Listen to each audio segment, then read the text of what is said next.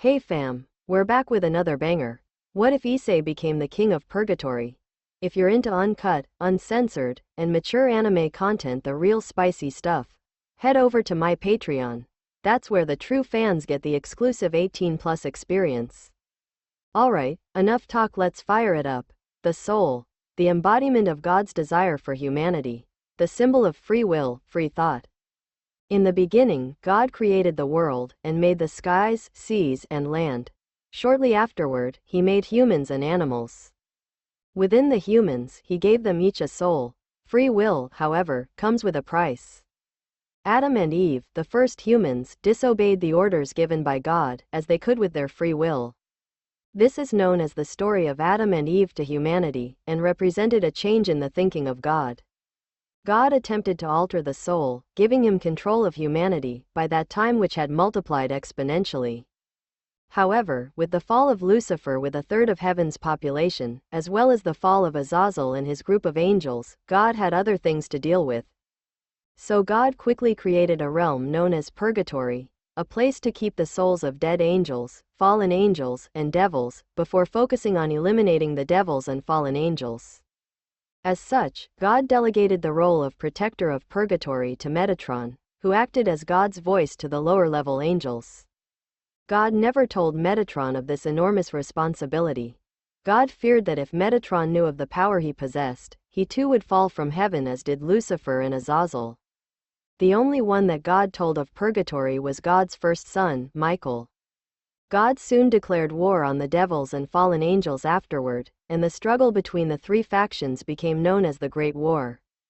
Casualties started mounting on all sides, and Purgatory quickly filled up in population. God anticipated that the war would end soon, and started planning on how to punish the devils and fallen angels' souls in Purgatory, but the war would soon claim his life. With God, the four original Satans, and numerous leaders in the fallen angels dead, an uneasy truce between the three factions ensued. Metatron, the protector of Purgatory, survived the war, and helped lead heaven after God's death under the leadership of Michael. Michael turned most of his attention on rebuilding heaven, but remembered to keep a close eye on Metatron, as God had instructed him shortly before his death. Metatron was an eccentric angel, to say the least. Metatron pretended to be a ninja, much to the displeasure of top-level angels, especially Michael. Michael was displeased as this made Metatron's movements untraceable, and Metatron would disappear for years at a time without telling anyone where he was or what he was doing.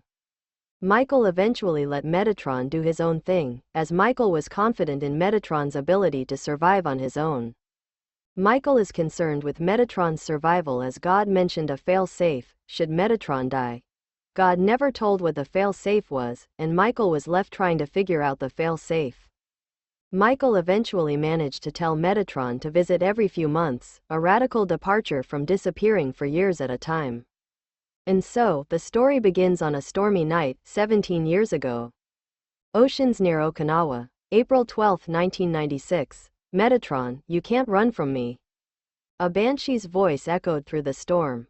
There are two figures flying over the Pacific Ocean near Okinawa, which is currently experiencing a typhoon.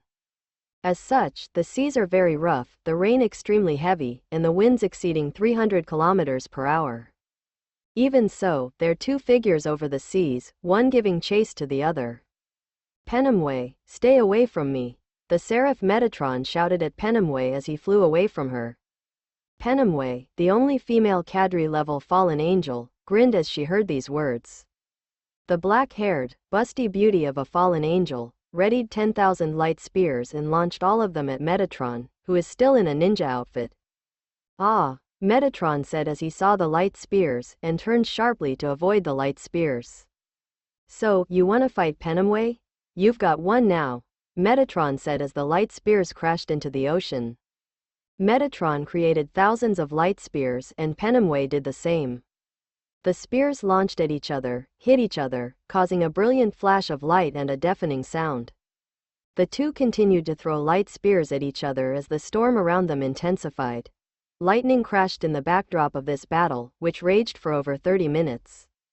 It isn't every day that two 10-winged angels do battle with the intent of killing each other. Eventually, Penumway gained the upper hand, sending Metatron on the retreat. Penumway managed to grab Metatron by the throat and held him up. "This is for Gadriel and Terrell," Penumway shouted as she sent 3 light spears into Metatron's torso. Metatron yelled out in pain before laughing at Penumway. "What's so funny?" Penumway demanded. "Look at your dress," Metatron said as he coughed and gagged. Penumway looked down and saw a light spear that ripped through her purple robe and pierced her stomach. "I laced it with my special poison," Metatron said as he laughed. Metatron continued laughing as Penumway looked down in shock. Metatron's poison was very well known through the mythological world for its strength and potency, and there have been no recorded cases of fallen angels or devils surviving it once it is injected into their body.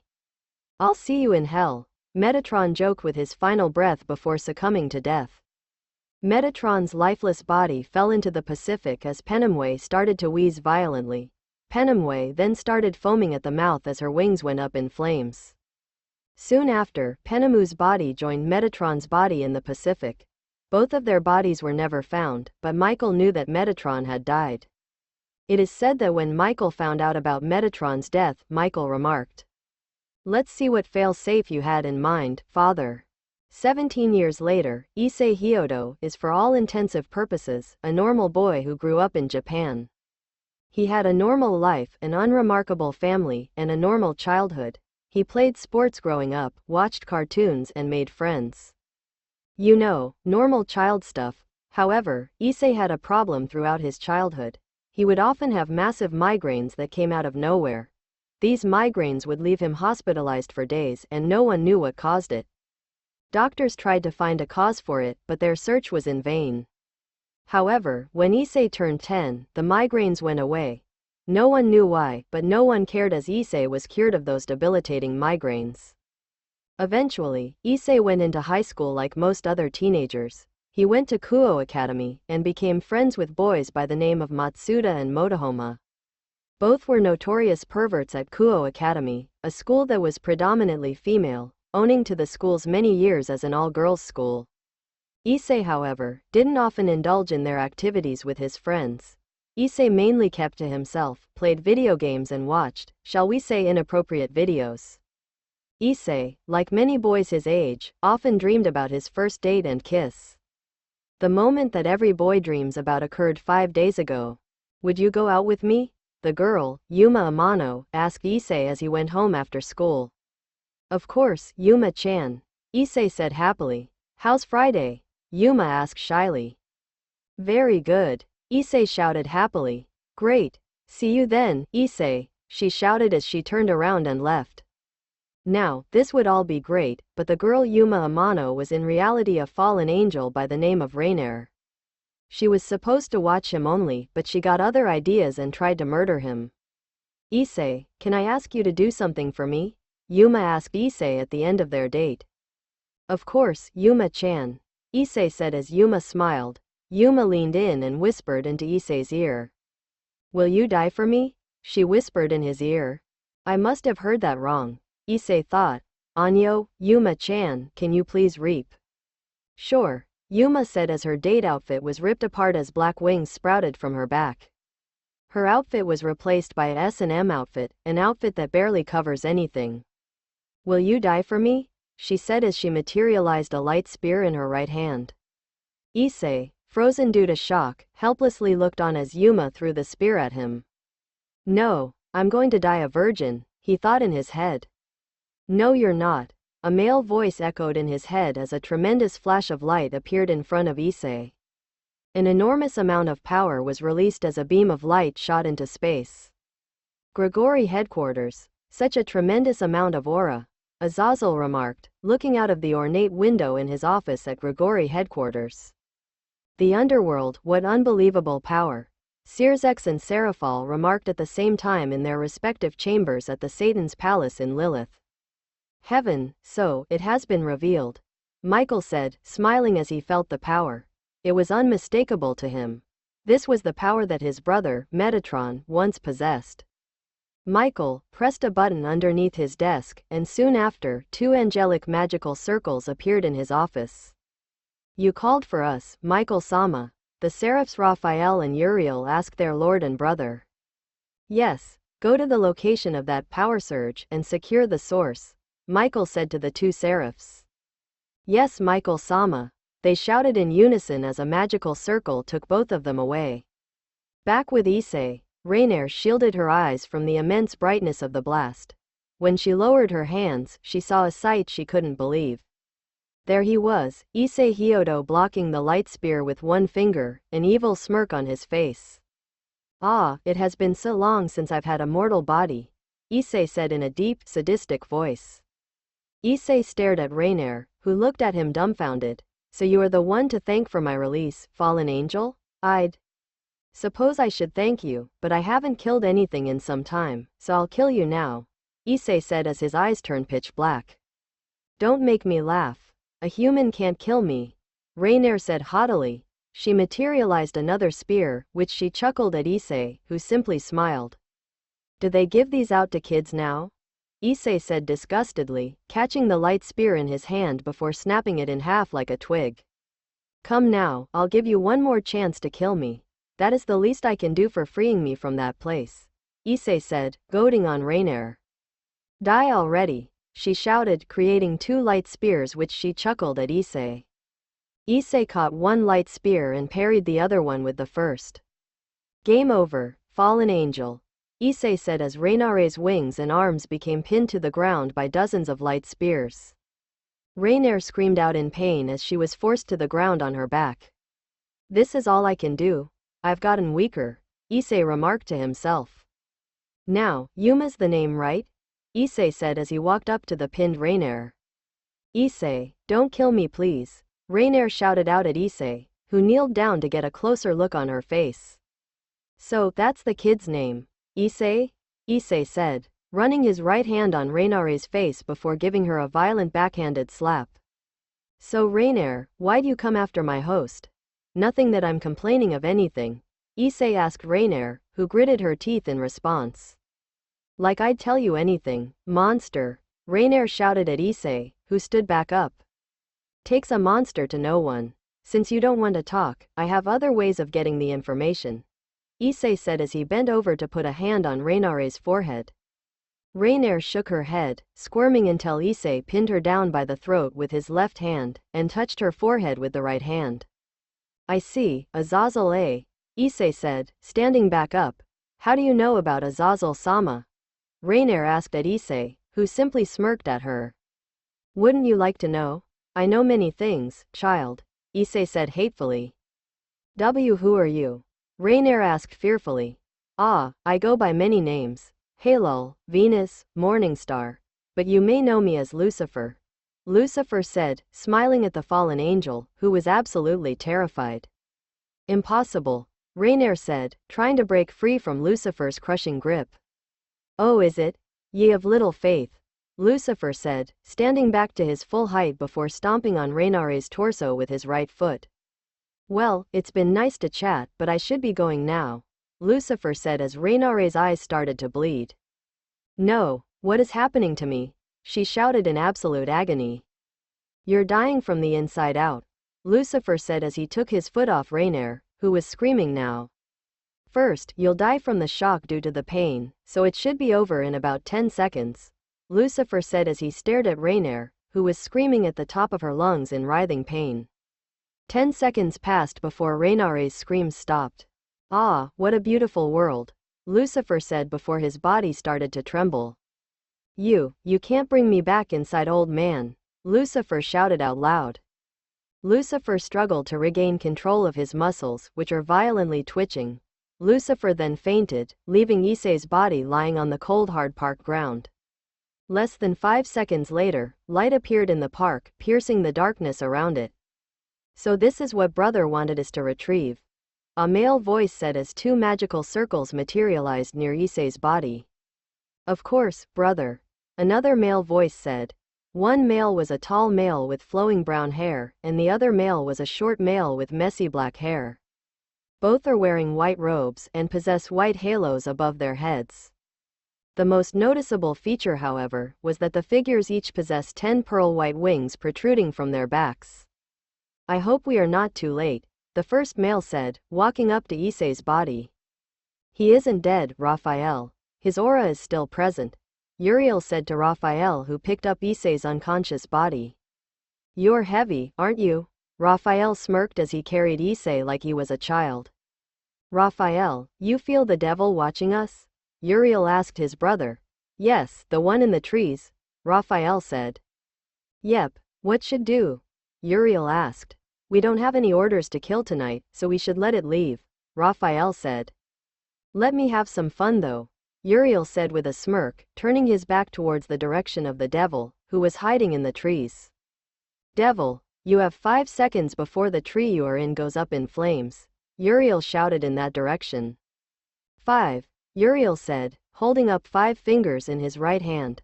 4, lowering 1 finger. 3, lowering another finger. 2, lowering yet another. 1, lowering the remaining pinky. The tree combusted, but a small white-haired girl was observed jumping of the tree moments before Uriel set the tree on fire with his famous holy flames. Come brother. Let's bring the keeper of Purgatory to heaven. We can't keep Michael waiting, Raphael remarked as a magical circle underneath him and Uriel teleported them back to heaven in a brilliant flash of light. Where am I? I, Issei Hyodo, asked myself as I opened my eyes. This isn't Kuo. I blinked my eyes to adjust them to the surroundings. Trees, lots of trees. I get up off the ground and stand up. I'm still wearing the clothes that I wore when I had my date with Yuma-chan. Yuma-chan, wait, didn't she try to kill me? Am I dead now? Am I in hell? I've been a bit of a pervert, but that doesn't mean I should go to hell. Alright, Issei, calm down. First, where are you? I appear to be in some type of woods. There are no woods anywhere near Kuo, or anywhere near my area of Japan for that matter. The temperature feels warm, so I must be in a tropical area. Yeah, that's it. I'm in some type of tropical area, and not hell. Okay, I'll try to find my way out of here, get some help and go back to Japan. The sun rises in the east and sets in the west. Alright, let's see if I can see the sun. Nope, the trees obscure the sky from my view. The sky appears a faint purple? What? Alright, since I don't have THME, I'll just start walking.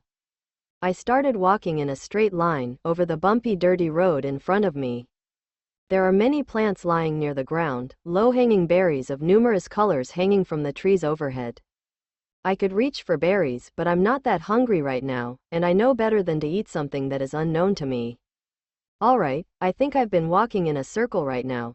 This looks just like the place that I awoke from. I checked my watch. 5:42 p.m. GROWLLLLLL. I turned around as I heard a low-pitched growling sound. That doesn't sound good. I scanned the wooded environment, looking for the origin of the sound. I could hear something running towards me, given the sounds of crushed leaves and cracked branches.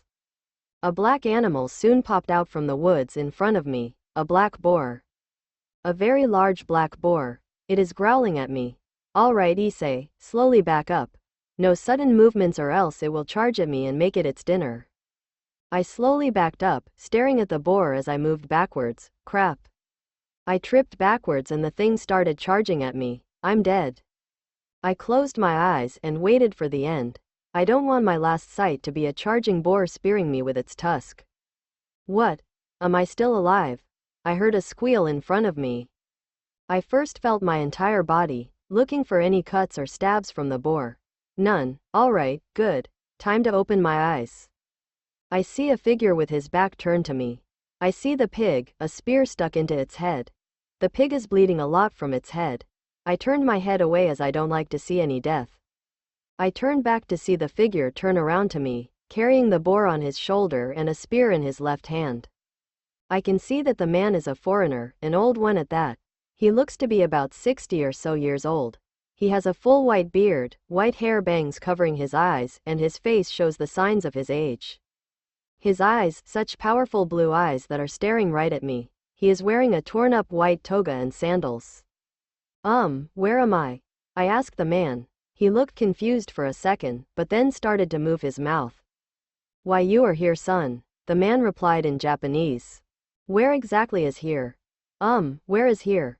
I asked the old man as I heard thunder in the sky. No time to say, "Come, follow me if you want shelter," the old man said as he turned around and sprinted into the forest. How is such an old man so fast? I ran after him, keeping him in my sights. I think we ran about 400 meters or so as we reached the base of a mountain. Rain started to come down, heavy, soaking me from head to toe. The old man went into an opening in the mountain that has a boulder lying near the entrance. "Come, son, help me move this boulder," the old man said, re-emerging from inside the cave without the spear or the boar. I nodded and helped push the boulder in front of the entrance, leaving a little room so that the old man and I could go inside. It is very dark inside the cave as the old man guided me through the dark cave. I see nothing as the man forced me to sit down. I then hear objects being grinded together, creating sparks that let me briefly see in the darkness before a fire was started in front of us. "Who are you?" I asked the old man. The old man stared down at the ground for a long time before looking up at me. "It has been a long time since someone asked me that. My name is Cain," he said. "Cain, what an interesting name. Who are you, my son?" He questioned me. "My name is ISSEI," I said back to him. "Nice to meet you, ISSEI," he said as he got up and went to get the board to put over the fire. "Say, where are we?" I asked the old man as his face became visible again in the darkness. "We are in Purgatory." "Wait, what? What? This is Purgatory?" I shouted back at the old man. "Indeed, young one. The power you possessed in life prevented you from going to hell," he said back kindly as I stared at him. "What are you talking about? Hell doesn't exist." He just stared at me as I looked at him. "Son, do you believe in God?" he asked me. Why would he want to know that? Not really. I'm sure there is one out there, but I don't believe in him," I said back. "Hey, son, he is real. He created everything. You, me, this place, this prison," the old man said as his voice trailed off. "Did I say something bad? So tell me, son, how did you die?" the old man asked as he stared intently at me. "I was killed by my girlfriend. She had black wings and killed me with a spear that appeared out of nowhere." I said this as the man became interested. "Ho, tell me, did the spear look like it was made out of pure light? How did he know?" "Why yes, now that you mention it, it was made out of light," I said to him. "Ah, you were killed by a fallen angel." "Fallen what?" "A fallen angel?" I stuttered out. "Yes, a fallen angel. You know the story of Lucifer and Satan, right?" he asked me as I nodded. "Good, so you know that Lucifer fell from heaven with a third of heaven's followers. These followers became devils," he said. "Devils? There isn't just one?" "Devils? There's more than just one?" I asked him. "Yes, devil isn't the name of one being. It is the name of a species, just like human or dog," he said before continuing on with his interesting story. Shortly afterward, another angel named Azazel fell with some more angels, and they became known as fallen angels. They fell due to their lust, greed, or other human vice, but still retained their light-based abilities given to them by God, he said as I nodded. "So, you have been killed by one of these fallen angels. The question is why?" he said to me with questioning eyes. "I don't know why she would kill me. I'm just an average person," I shouted at him. "Or so you think. The fallen angels wouldn't just go around killing people for the fun of it, otherwise they'd provoke Michael into action," he said as I heard the name Michael. "Michael? Who's that?" I asked him. He stared back at me with a puzzled look. "Ah, so you don't know. Tell me, can you keep a secret?" he said to me. "Of course," I replied. "Okay then, I'll tell you what happened. There are a big war, between the devils, the fallen angels, and the angels, many years ago. God and the 4 original Satans, yes there are 4 Satans, died in the war. Of course, no one except for Michael and a select few know of this," he said to me. "Why?" I asked him. "Imagine a world without God. Can you imagine what would happen? The lawlessness, the chaos. Religion is what keeps people from killing each other on the streets every day. It was in heaven's best interest to keep God's death a secret," he said as I thought about something. "How do you know all of this?" I asked as he looked me in the eyes. "Do you know who I am? I am Cain, son of Adam and Eve." "He's a murderer." "Calm down, young one. I do not wish to harm you. All the time in this place has given me time to reflect on what I did to my brother Abel. I was rash and arrogant back then. I've had time to reflect. He said, looking back at me. But still, how do you know of such things? I asked him. God and the Satans are here, young ISSEI. They are in purgatory with us. He said to me as I recoiled in shock. Don't people just die and never return? I asked as he chuckled. Hey, no, young one. Everyone, no matter what they are, goes somewhere in their afterlife. The righteous go to heaven, the damned go to hell. Everyone else comes here, he said as I became confused. Everyone else? I asked him. I should have put it better. Good people and beings go to heaven, bad people and beings go to hell. But there are many that simply can't go to hell or heaven. They are just too powerful. Monsters and gods don't go to heaven, they go here, God's storage closet. He said, gods? There's more than one god? I asked. Yes, of course. Mythological gods are real.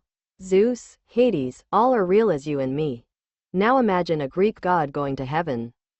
Isn't that a bit of a problem? He said as I pondered his words. It is indeed a problem. Indeed. So why are you here? I asked him as he shooting. I was around since the being, so I expected to go to hell, which was originally a second world that God had made, just in case if he was displeased with earth. Anyway, I roamed the earth before coming here all of these millennia ago. I guess heaven didn't want me and heaven couldn't take me. He said with a chuckle. So, what exactly do you do here? I asked him, thinking about what could possibly be used to pass the time in this place. Survive by hunting animals and avoiding them, he said as I raised my eyebrows. Them? I questioned him. Ah yes, I forgot to tell you. God and the Satans are both in purgatory, so naturally there would be conflict. The battle lines here are much more fractured though. Everyone is carving up purgatory's territory. There is fallen angel territory, devil territory, Greek territory, Aztec territory. You name it, they're here. The place we are in though, it is a no man's land. No one wants it lest they risk provoking the other factions into a full-scale war. He said as I nodded. Whose side are you on? I asked him as I stared up at me with an amused expression. No one's. Slave under them and risk letting them take your soul. No thanks. He spoke out as the boar started to char. Take your soul? I asked. There are many things you will learn, young one. You need not know of this right now. Come, let us eat, he said to me as he took the boar off the fire with a sharpened stick. ISSEI, I heard a male voice shout out to me. I looked at Cain, who looks just as confused as me. ISSEI, your time is not now. Come back to the world. The voice said as I felt lighter. I looked down at my body, which was glowing and disappearing. Cain stood up and stared at me. A little help here. It looks like your time is not yet, young ISSEI. I believe we will meet each other again in the near future, Cain said as light overcame my eyes. ISSEI, wake up, the male voice said to me as I felt a nudge on my shoulder. I opened my eyes to a white room. I'm in a completely white room surrounding by many people with white wings. Wait, wings? Angels? I'm sitting in a chair at the long end of a table, and there is someone sitting opposite of me. A foreign man with blonde hair and green eyes and wearing an impressive shoulder plate. My name is Michael, and we have much to discuss, ISSEI. Michael? The one Cain was telling me about? Do not be alarmed, ISSEI. I do not wish to harm you. Michael said as angels stood next to Michael's grand white chair. Oh, there is a woman there with huge opai next to him. ISSEI, you are in heaven now, and you will stay here as you fulfill your destiny. Michael said to me, folding his hands in front of him. My destiny? I asked Michael. Yes, you are the king of purgatory, he said to me. King? Me? Cain just told me I was in purgatory, not the king of it. I know this might be shocking to you, but let me explain. Michael said as he put his hand up. No need, I already know. I said, causing the angels next to him to raise their eyebrows. Michael himself didn't show any reaction when I said this. Tell me, what do you know? Michael asked of me. There was a war long ago between devils, fallen angels, and you angels. In the war, God and the 4 original Satans died. I said as Michael stared at me before nodding his head. It is true, Father perished during the Great War. Tell me, ISSEI, how do you know of this? Michael asked me. Cain told me. I said as the angels gasped, "Don't listen to the liar, Cain." The blonde-hair woman with large breasts next to Michael shouted out. "Silence, Gabriel," Michael said, raising his voice and turning his head to the woman, whose name is Gabriel, I guess. "ISSEI, what other information did Cain tell you?" Michael said as he turned his head back to me.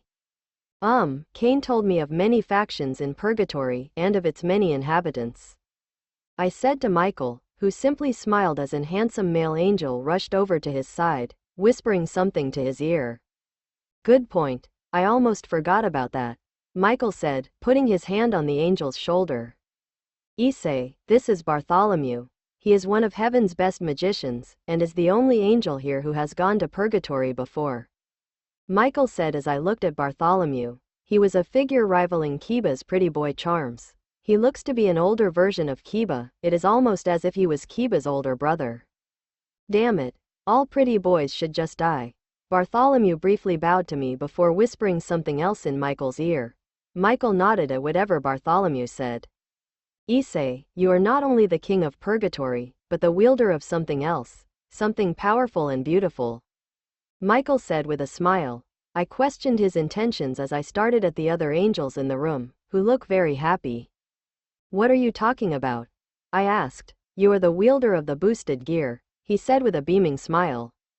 "And what is that?" "It seems you are confused, Gabriel, explain," Michael said as the woman with large breasts and blonde hair stepped forward. "This will be a large explanation, so please bear with me," Gabriel said to me as I nodded. The boosted gear is a sacred gear, an object created by our Father and given to humans. The sacred gears were given to humans to perform miracles by the grace of our Father on earth, and the sacred gears fulfill this task in various capacities. Your sacred gear is part of a more exclusive group of sacred gears, called Longinus gears. These Longinus gears, numbering only 13, have the ability to kill gods or satans once the potential of the wielder is fully realized. Gabriel finished. "What? I am the king of Purgatory, and the wielder of this boosted gear." Also, adding on to what Gabriel already said, your boosted gear is quite powerful. It contains the soul of Diedrich, one of the 2 heavenly dragons. Michael said, "A dragon is inside of me? Wait a minute. Wait, soul? I thought souls could only go to heaven, hell, or purgatory." I questioned Michael. That normally would be correct, but not in this case. You see, these 2 dragons rampaged throughout the world many years ago, and as punishment, we sealed the souls of the dragons into 2 sacred gears. The one you possess, and another one called the Divine Dividing, which contains the soul of Albion, the other heavenly dragon, Michael answered as I digested the information. "Okay then, how do I use this sacred gear?" I asked as Michael smiled. "There is a time for that later, ISSEI, we have more pressing things to deal with," Michael said. "Such as?" I raised my eyebrows, and if on cue, Michael started to speak. "Yes, we need you to do something first before we proceed," Michael said as I nodded. "What is it?" "We need you to kill Lucifer," Michael said with the utmost seriousness. "Okay, so you want me to kill the devil that is within Purgatory, which is somehow inside of me. How exactly do you want me to accomplish this?" "Okay, and how do you propose I kill the devil?" I sarcastically asked Michael. "I will lend you some of my power, so that you will go inside of Purgatory. Then call on God and Lucifer to appear as you have the power to do so. Accept God, and together, you will banish Lucifer from the confines of Purgatory forever," Michael said as he teleported next to my chair. Jesus Christ, that was fast. "Stay calm, ISSEI," Michael said as he put his right palm on my temple. His hand, so cold, I just appeared in the middle of nowhere, inside of Purgatory. Damn it, you could have given me a warning or something like that before zapping me to Purgatory. I appear to be in a clearing somewhere in Purgatory. A field of grass under a dark purple sky. "Okay, calm down, ISSEI, and just do what he says. God, Lucifer, come out, I command it," I shouted up at the purple sky. And just like that, 2 columns of fire descended from the sky. One column appeared to the right of me, the other to the left. When the light from the fire pillars died down, I could see 4 figures on each side. On the right, there is a bearded man with a staff, a brown-haired man, a white-haired woman with long hair in a white dress, and a ninja. All of these people have angel wings appearing out of their backs, each having 10 pearl-white wings, except the bearded man, who has 14 wings.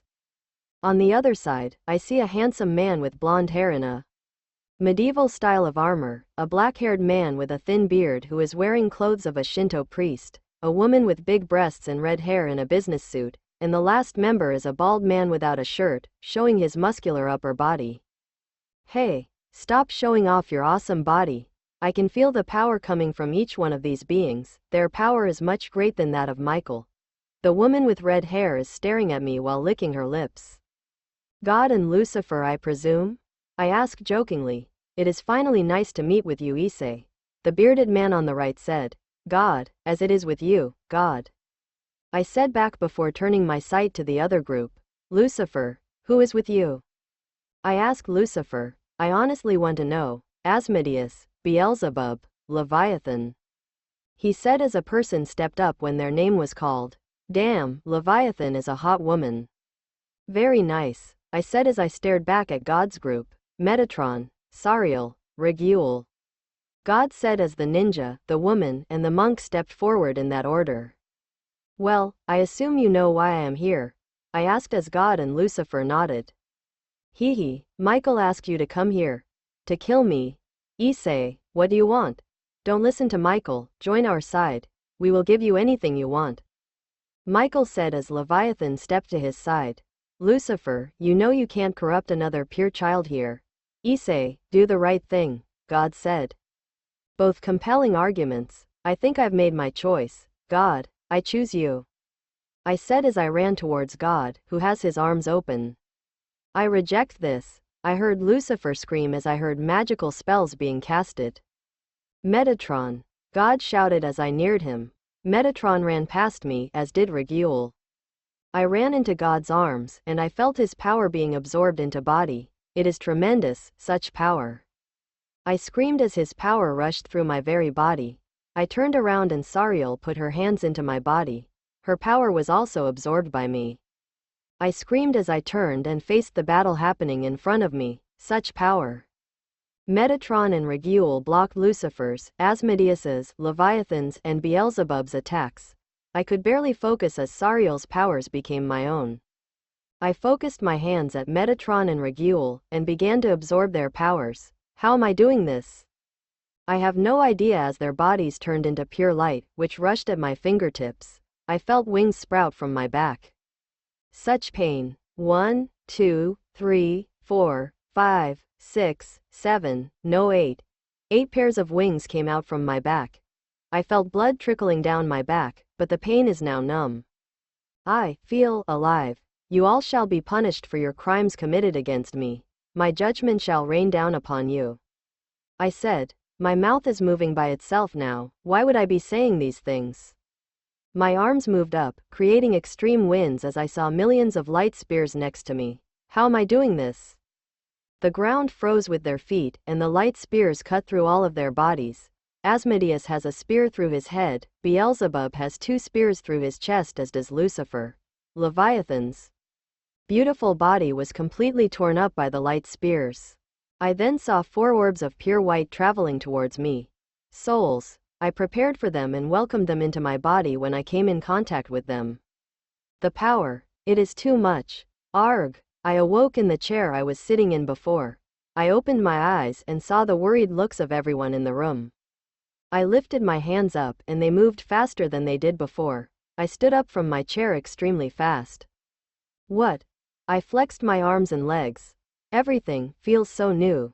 So much stronger, so much faster. Is this a result of the souls of God and everyone else I've absorbed? Did you do it? Michael asked me. Yes, I did. I told Michael with a smile. Michael sighed a breath of relief, and everyone's face lit up with happiness. You are finally here, the Messiah, Michael said to me as everyone in the room went to a knee and bowed to me. Seriously, King of Purgatory, wielder of the boosted gear, and now Messiah. What is next? So, you're saying I'm God? I asked them.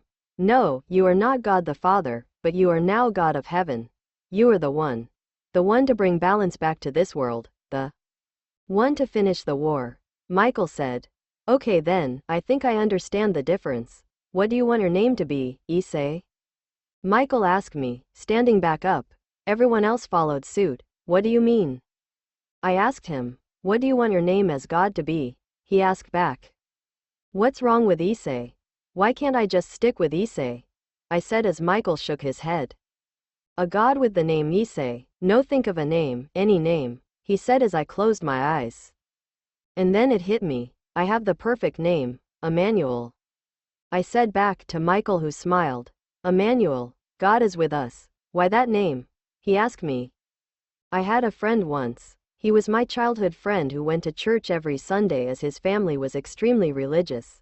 I occasionally went with them, so I picked up the name Emmanuel from gospel songs that I sung. I see. Well, Emmanuel, we need to start your training tomorrow, Michael said as he approached me with a smile. Training for what? What? I asked Michael. Your training. You need to learn to control the power of the souls you have, as well as learn to use the boosted gear within your body. Michael said to me with a smile. What about school and my family? I asked as Michael's expression turned said.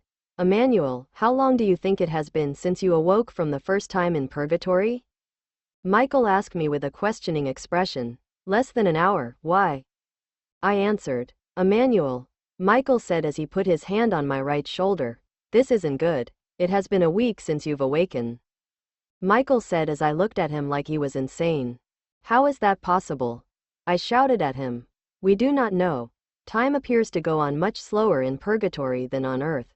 Bartholomew stated that it felt like he was in purgatory for 40 years, while it has only been 4 months on earth. Michael said to me. So, what are you saying? I asked him. You are missing Emmanuel. You have been missing for a week. Everyone in Japan is looking for you.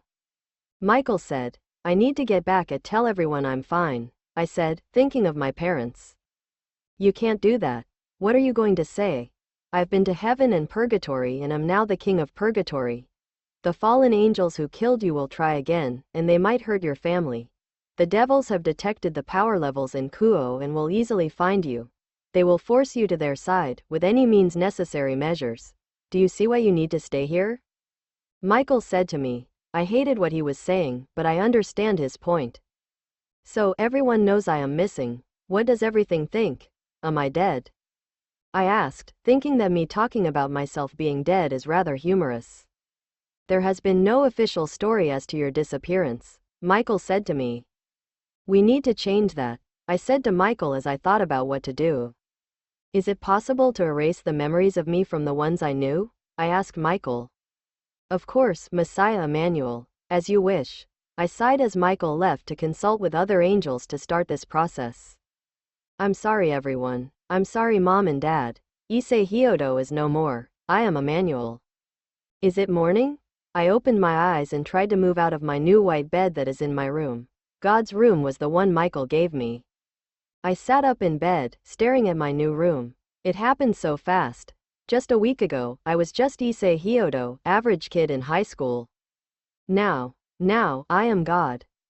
It still feels weird to call oneself God, but it is true in my instance.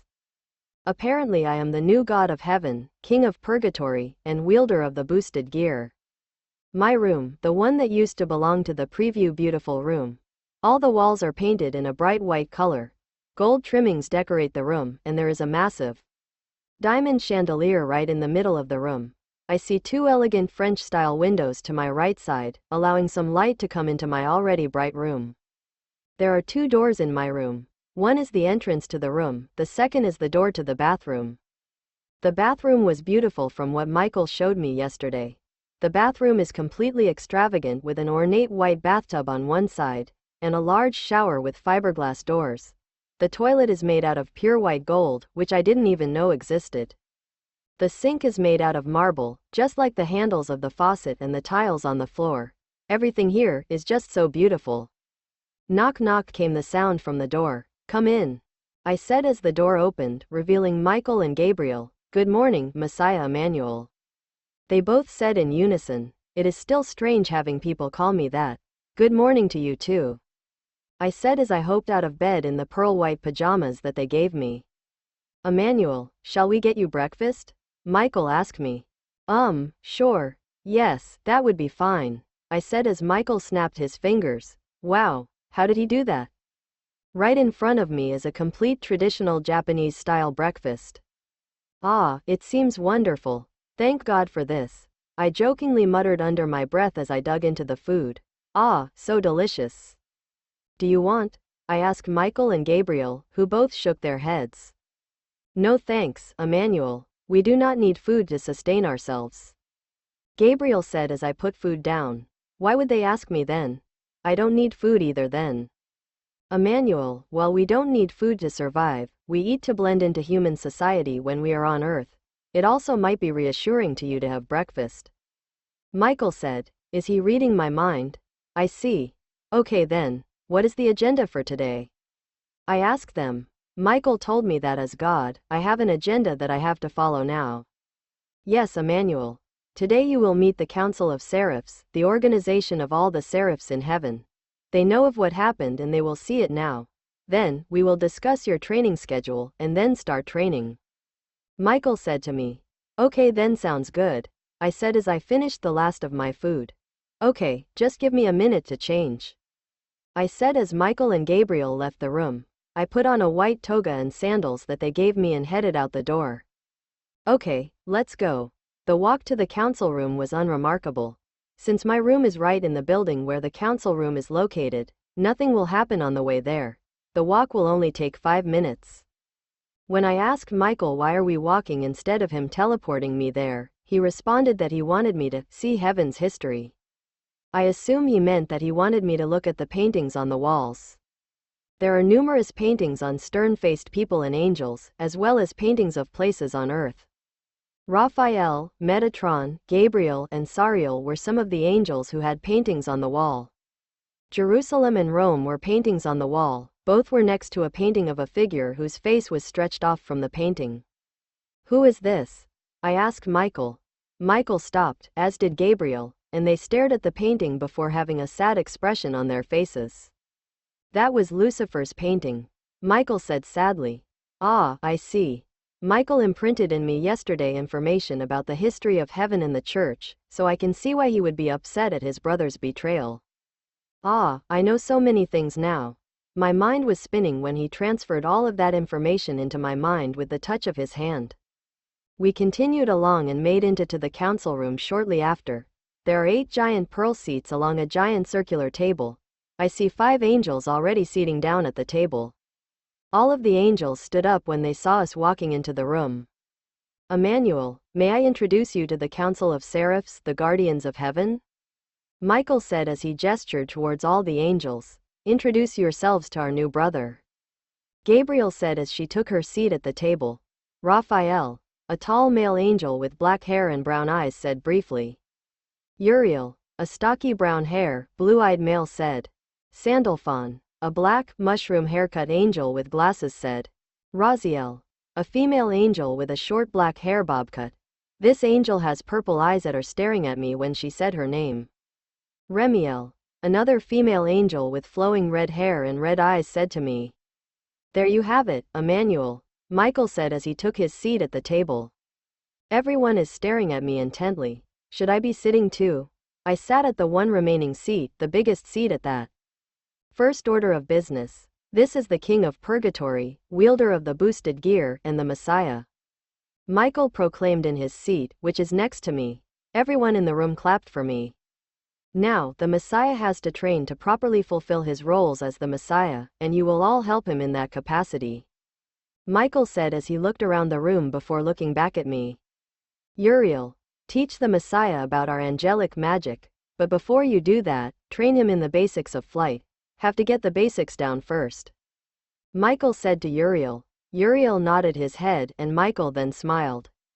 Sandalphon, teach him various forms of combat, Michael said to Sandalphon. He is asking the nerdy one to teach me how to defend myself.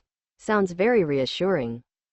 Remiel, teach him on the soul and its powers, Michael said to the woman, who in turn smiled at me.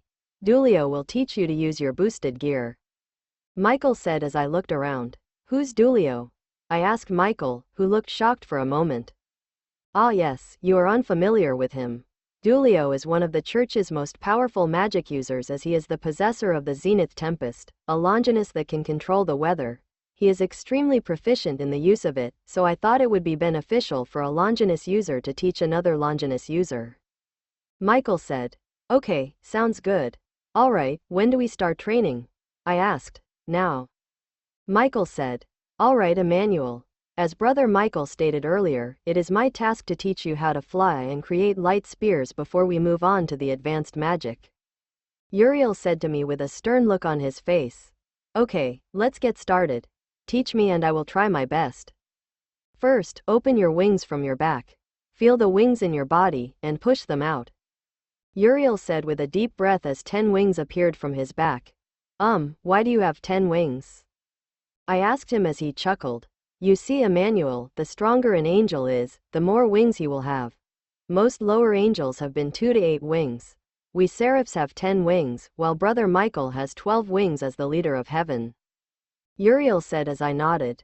Okay then, I'm ready for my wings. Inhale, exhale, exhale. I feel them in my body. Push them out.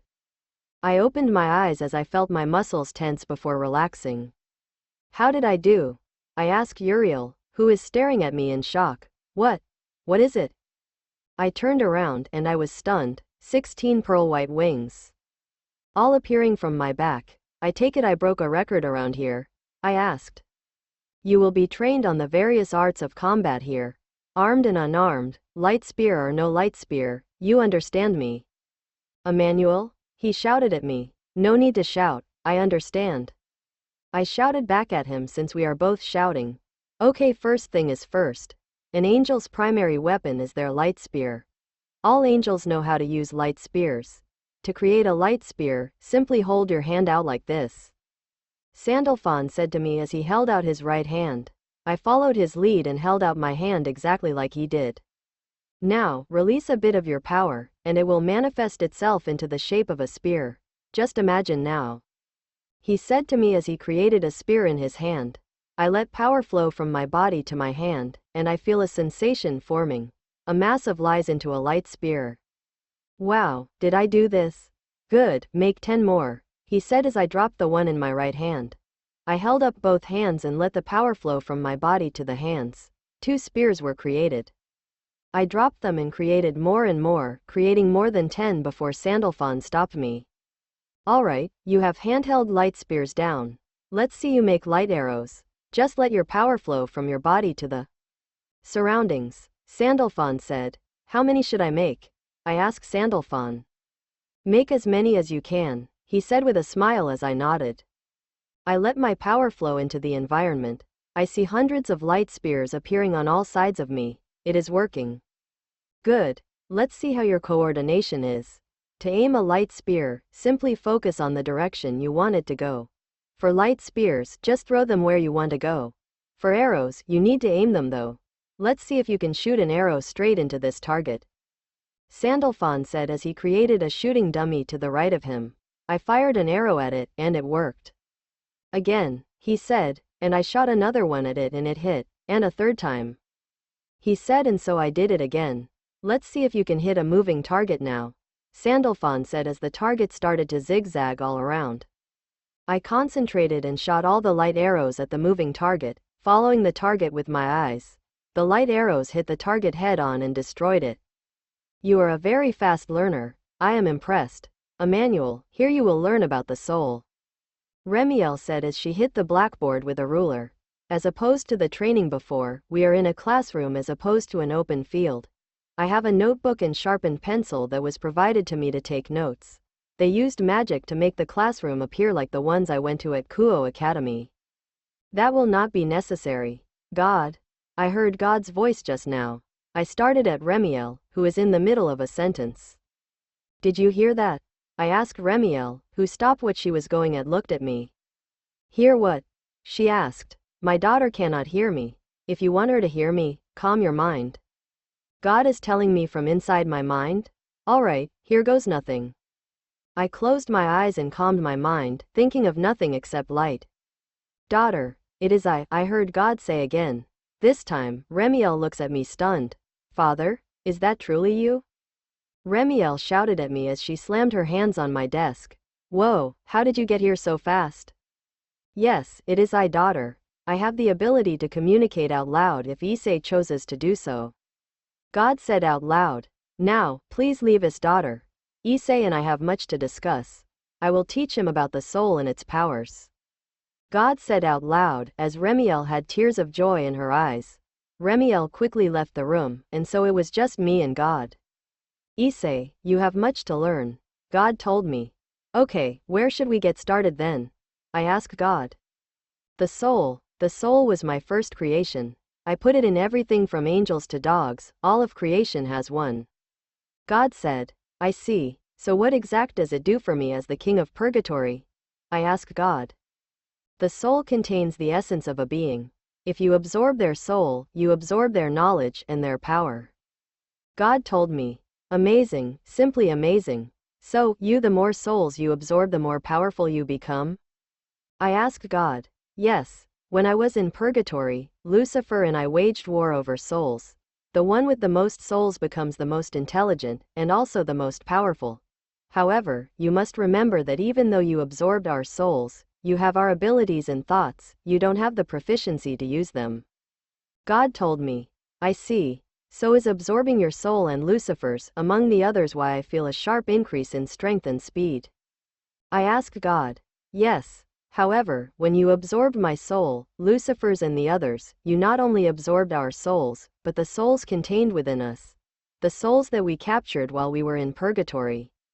God told me. How many souls are there in purgatory and how many do you have between your two groups? I asked. There are 100 billion of souls in purgatory. Out of all the factions, we have the most with about 90 billion.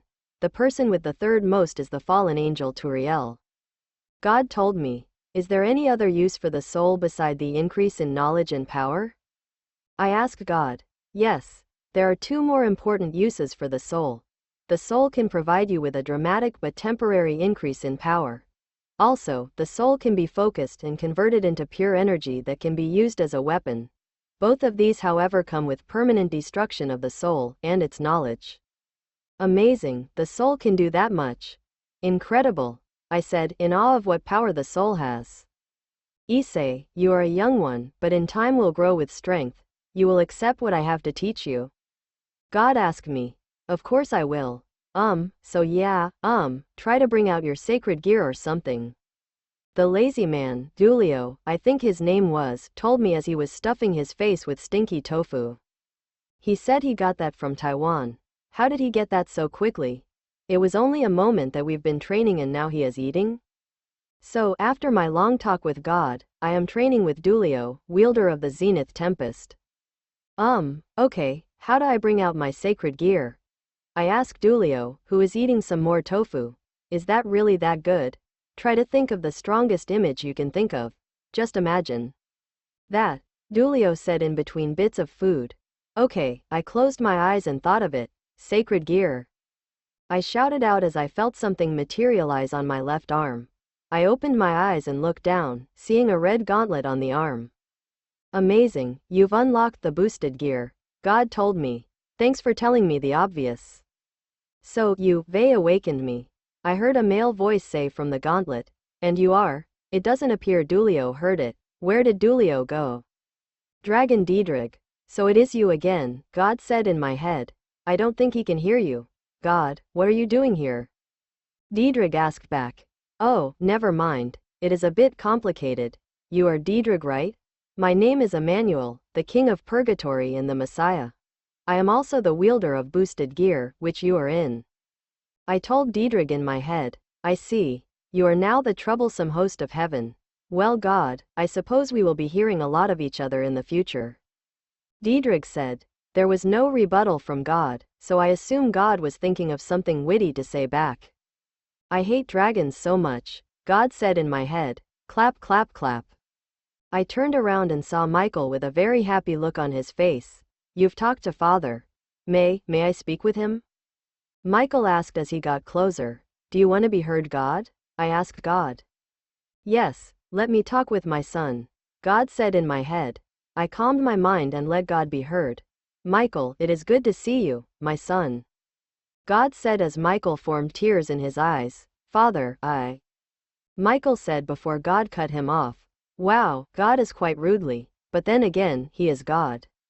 Michael, you have done well, my son. I shall talk to you later. Until then, my son. God stopped talking after that. So you came for Dulio, Michael? I asked Michael, who wiped tears from his eyes. No, Emmanuel. I am here for you. There is something you must learn directly from me. Michael said as I nodded. What is it? I asked him.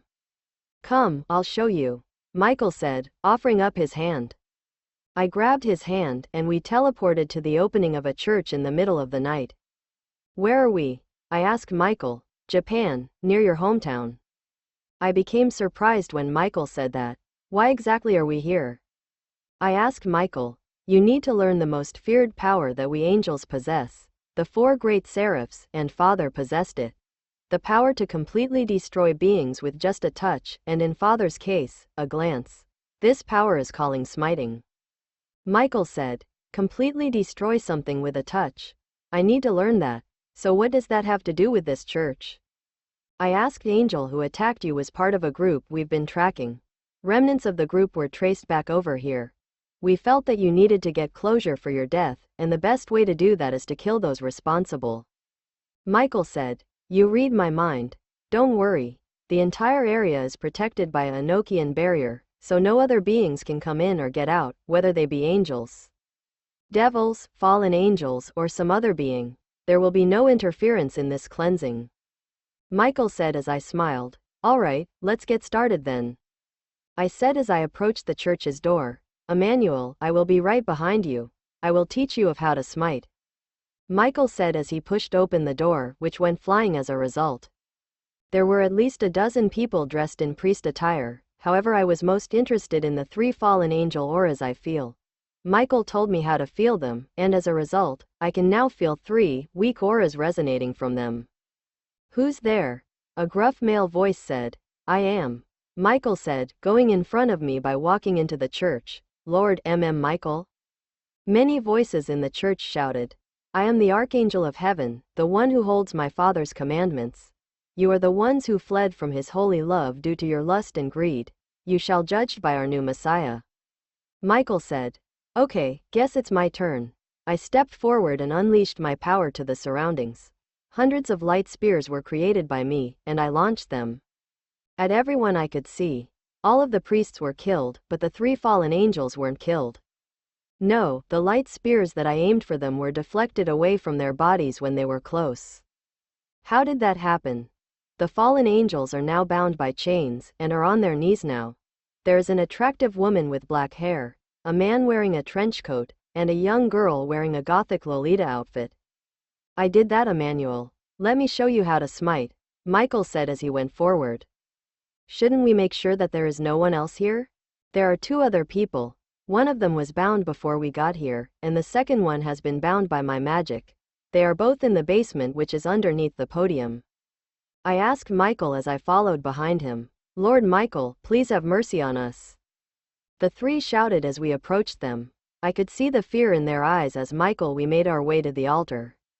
Your heart will judge whether you are fit for salvation, Michael said as he tilted up the head of the black-haired woman. Sister Calawarner, your sins of deem you worthy for the judgment of death, Michael said as the woman started hysterically crying. Michael moved his hand so that his hand was covering the entire face. Watch carefully, Emmanuel, Michael said as black wings from the woman suddenly appeared from her back. The face started to glow as the woman screamed. Bright fire then appeared from the eyes and mouth before ending as the woman's face and body turned into ash. Emmanuel, you have to focus your holy energy on the sinner. When the holy energy meets the sinner's internal energy, the 2 cancel each other out violently, killing the sinner. Now, you try. Pick one. Michael said as I looked at the 2 quivering fallen angels. I picked the gothic Lolita girl as Michael picked the man. Her name is Middled, Michael said as he chanted before smiting the fallen angel. The moment I touched her, I felt it. Her darkness, the aura within her. All the crimes and atrocities she committed, I feel them flashing inside of my mind. She is going to die. No, Lord Emmanuel. Don't kill me. I repent for my sins, Mitlet said. Lies, lies. I feel no repentance within her. Mitlet, your sins deem you worthy for the judgment of death. I said as I did what Michael said and focused my holy energy into her. Her wings forcefully came out, and then turned white as did her face as I channeled holy energy into her. She screamed as the white became brighter. I tried to look away but I just could not, and so I stared as her body disintegrated into nothingness. Wow, that felt amazing. What are those orbs that are following among the ashes? Ah, they're souls. Michael, do you want them or should I take them? I asked Michael. Take them, Messiah Emmanuel, Michael said as I nodded, absorbing the souls into my body. Ah, that feels good. Shouldn't we go check on the two in basement? I asked Michael. If you want to, Emmanuel, he told me. Alright, what's the worst that could happen? I walked over to the podium and moved it out of the way, seeing a narrow staircase to the basement underneath it. I walked the stairs, the torches illuminating the way even though I could see in the dark naturally as I'm an angel. We walked to the basement, where there is a beautiful girl chained on a crucifix and a priest tied up with ropes. The room was brightly lit with torches, so I could see everything clearly. Oh, who do we have here? Two shitty angels. You are lucky that I am in binds as I'll kill you and chop you up. The priest said as he struggled against his binds. Shut up, I said as I launched 3 light spears at him, killing him. There was something about him that utterly irks me. I couldn't put my finger on it, but he had to die nonetheless. What about her? I asked Michael, referring to the girl on the crucifix. She is fallen holy maiden Asia Argento. It's a rather unfortunate story as she was a healing maiden that had to be thrown out of the church for healing a devil. Why did she need to be thrown out? I asked, although I had a general idea as to why. I couldn't maintain the system Father set up as well as he did, and there were some faults, one of them being a sacred gear that could heal devils, which Miss Argento had. If she wasn't kicked out of the church, people would have questioned if Father was still alive, as it was impossible to heal a devil otherwise. Michael said as I became speechless. Kicking someone out because of your faulty system? Disgusting. That's why you kicked out a holy maiden from the church? To save your precious system? I said, teeming with rage. Now Emmanuel, you must, Michael said before I cut him off. No, you must do something. Bring her back into the church. I said as Michael's face looked shocked. I can't do. He said, that's an order. Yes, Messiah. 6 months. 6 long months since I've been up here. Training every day, getting repeatedly tested on everything about heaven and religion, even though Michael implanted all the necessary information into mind. Every day, intensive training with all the best teachers in heaven. The training, very hard. They need to heal me after each session just so I can go on. But there is a reward. I've been getting stronger and more proficient everywhere.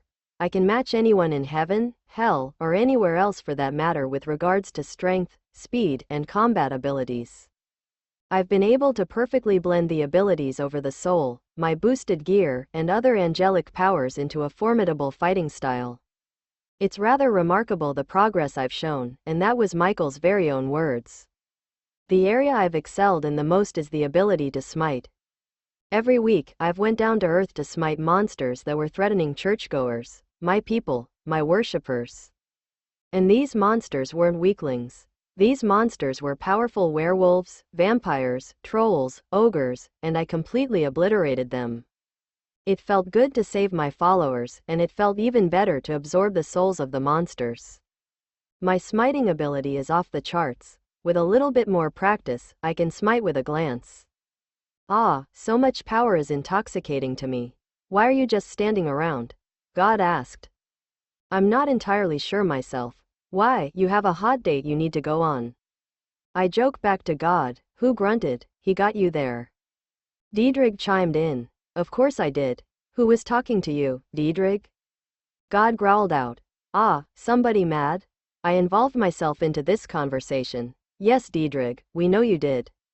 It gets quite lively inside of me. Dunning conversations with each other, but they are all in good spirits. I think they warmed up to each other.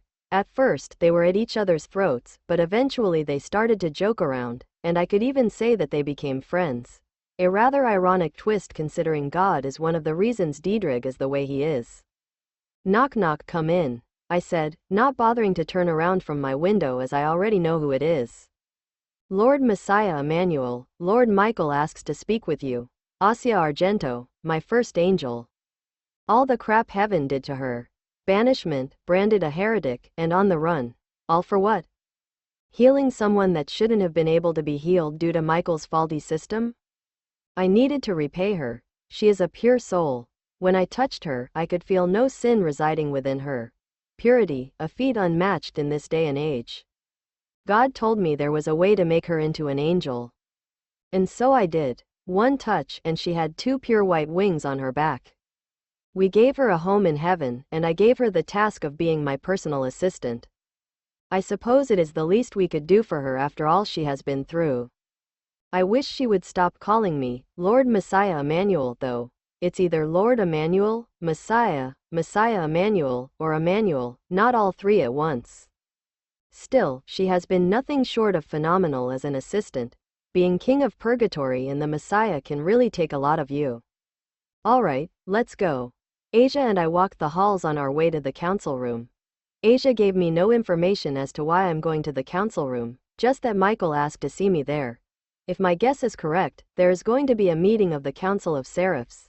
That is the only explanation in my mind. If Michael wanted to talk to me, he would have done so in my room. Lord Messiah Emmanuel, we are here, she said as I looked around. She is right. Wow, I got lost in my thoughts again. I should really talk to her about what she calls me, but I can save that for another time. Everyone is already at their seats at the council table. Michael, Gabriel, Raphael, Remiel, Uriel, Sandalphon, and Raziel are staring at me intently as I walked into the room. Thank you, Asia. You may leave, I said as I heard Asia's footsteps move away from this room. I walked towards my seat and took my seat at the head of the table. What is the purpose of this meeting, Michael? I asked Michael, who is seated next to me. It looks like we have a crisis, Messiah. Michael said as I nodded. Care to elaborate? I asked him. You are familiar with the Excalibur? Michael asked. The name rings a bell.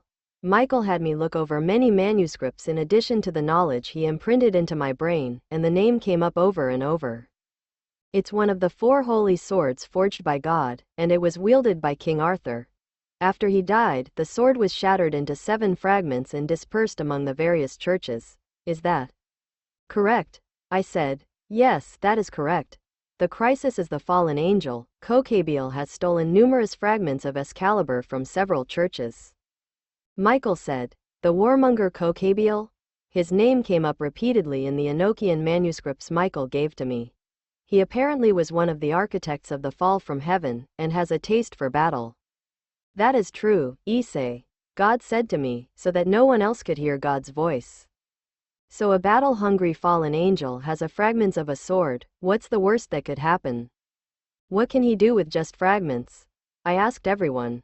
We are not entirely sure. It is written in a few obscure Enochian texts that fragments could be welded into one sword, but we are not sure if Kokabiel knows of this.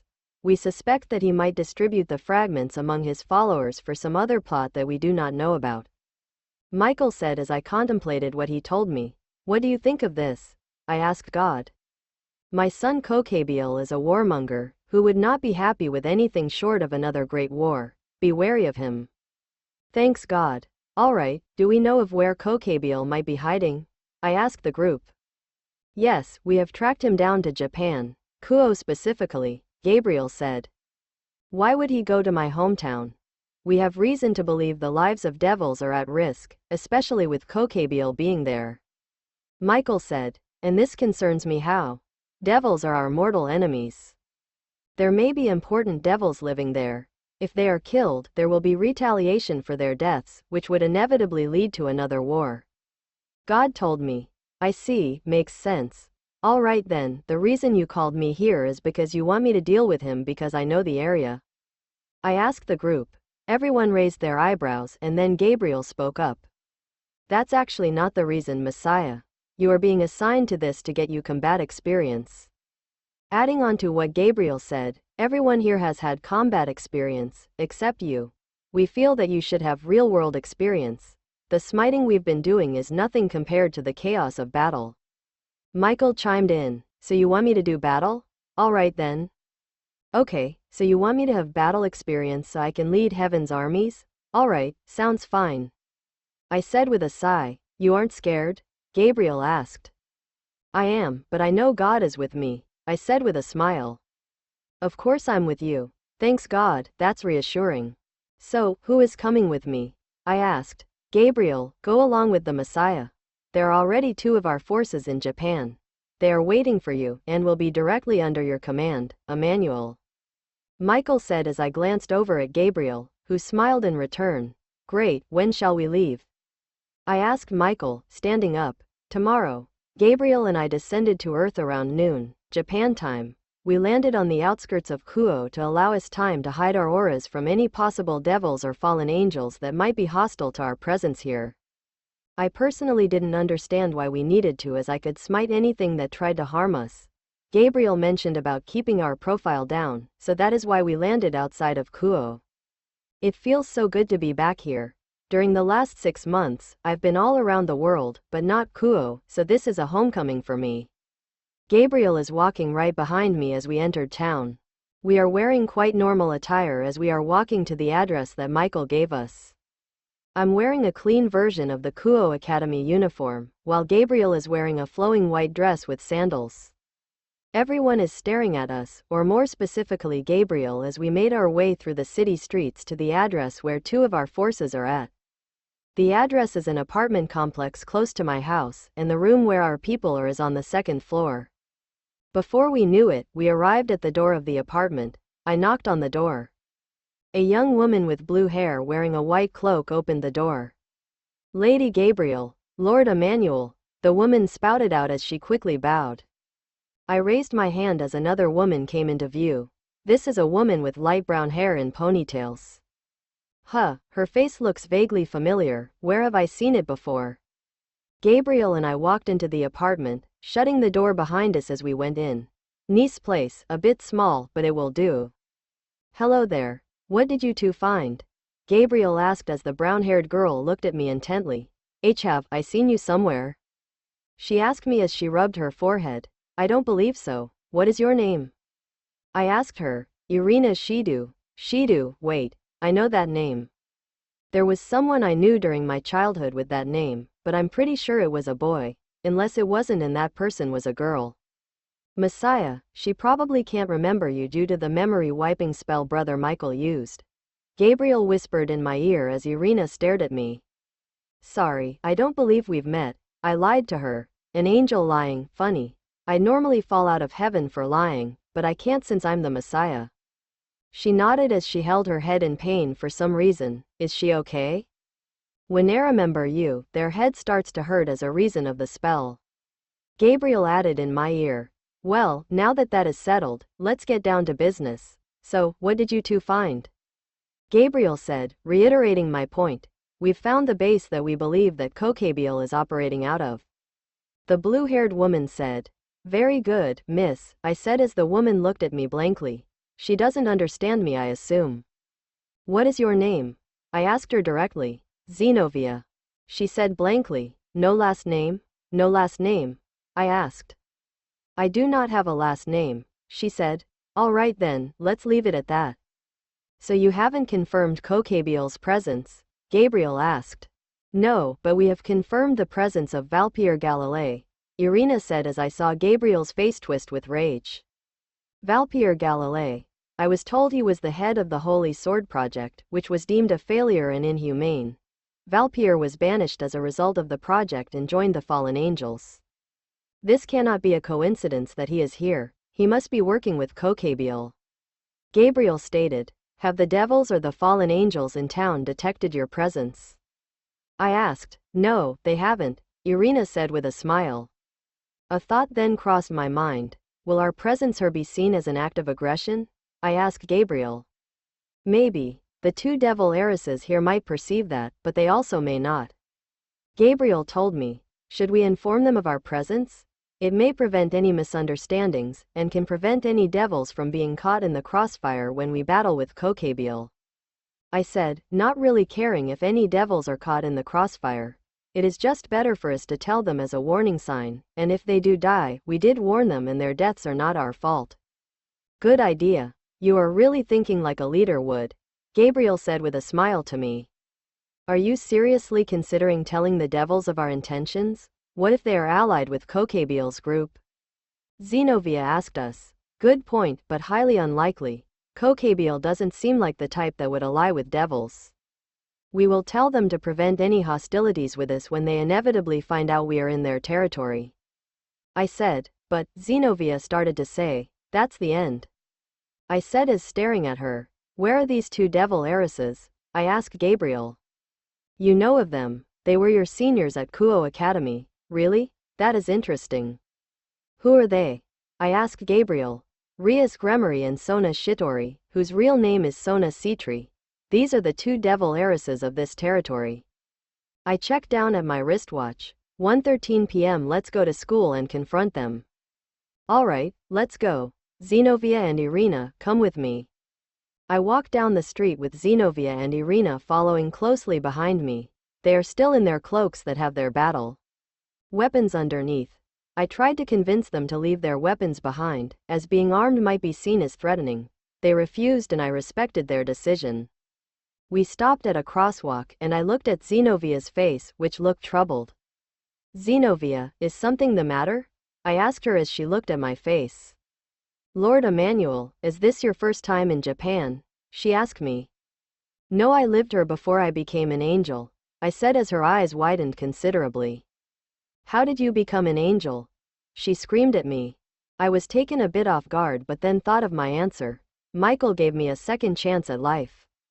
I said as the crosswalk light indicated that we could cross. We are at the walls of the academy and are walking towards the entrance. Can you feel that? I asked God within me. Devils. Diedrich said. Where's God? I asked. Sleeping. All right then. Just needed to confirm my feelings. We arrived at the corner and I see about 10 students standing there, waiting for us. Rias Gremory and the entire Occult Research Club, Sona Citri and the entire student council. A male in the student council stepped forward with his finger pointed at me. Who is that? I've seen him before but I don't know his name. Saji, Genshiro Saji, he is in the same grade as me, he is a devil? Issei Hyodo. Impossible, they remember? You devils remember who I was? Issei Hyodo is dead, I am Emmanuel. Issei? Who is Issei? Name. My name is not Issei, it is Emmanuel. These devils are trying to trick me, trying to mess with my memories for their evil purposes. Michael warned me about them. Told me all about their evil nature. That me is long gone. My name is Emmanuel, I said at Saji. Let's look at the devils standing in my way. Pretty boy Kiba Yudo. Silent mascot Kaneko Taju, the two great ladies of Kuo, Akeno Hamejima and Rias Gremory. There is also the entire student council from what I can see. Sona Citri, Tsubaki Shinra and the rest of the student council, whose names I do not know of. Where have you been, and what have they done to you? We all thought you were dead. Sona said, stepping out in front. You, devils care? About what happened to me? Lies, you're lying. Citri, you care about what happens to someone like me. That's funny, I thought you only cared when I was getting lectured by you. I retorted back at the stunned devil. To answer your question, I've been given, shall we say, a new lease on life. Heaven saved me from death, and they gave me power. Lots of it. I said as the devils looked nervously at me. I can sense your fear, devils. Do not worry, I am not here on a mission to kill you, even though I certainly could do it, should I desire. What do you want? Rias Gremory asked, in a trembling manner. It is rather unfitting for one of the 72 pillars to act so frightened. Nonetheless, continue with your fear. It's rather simple, devils. We are on a mission here.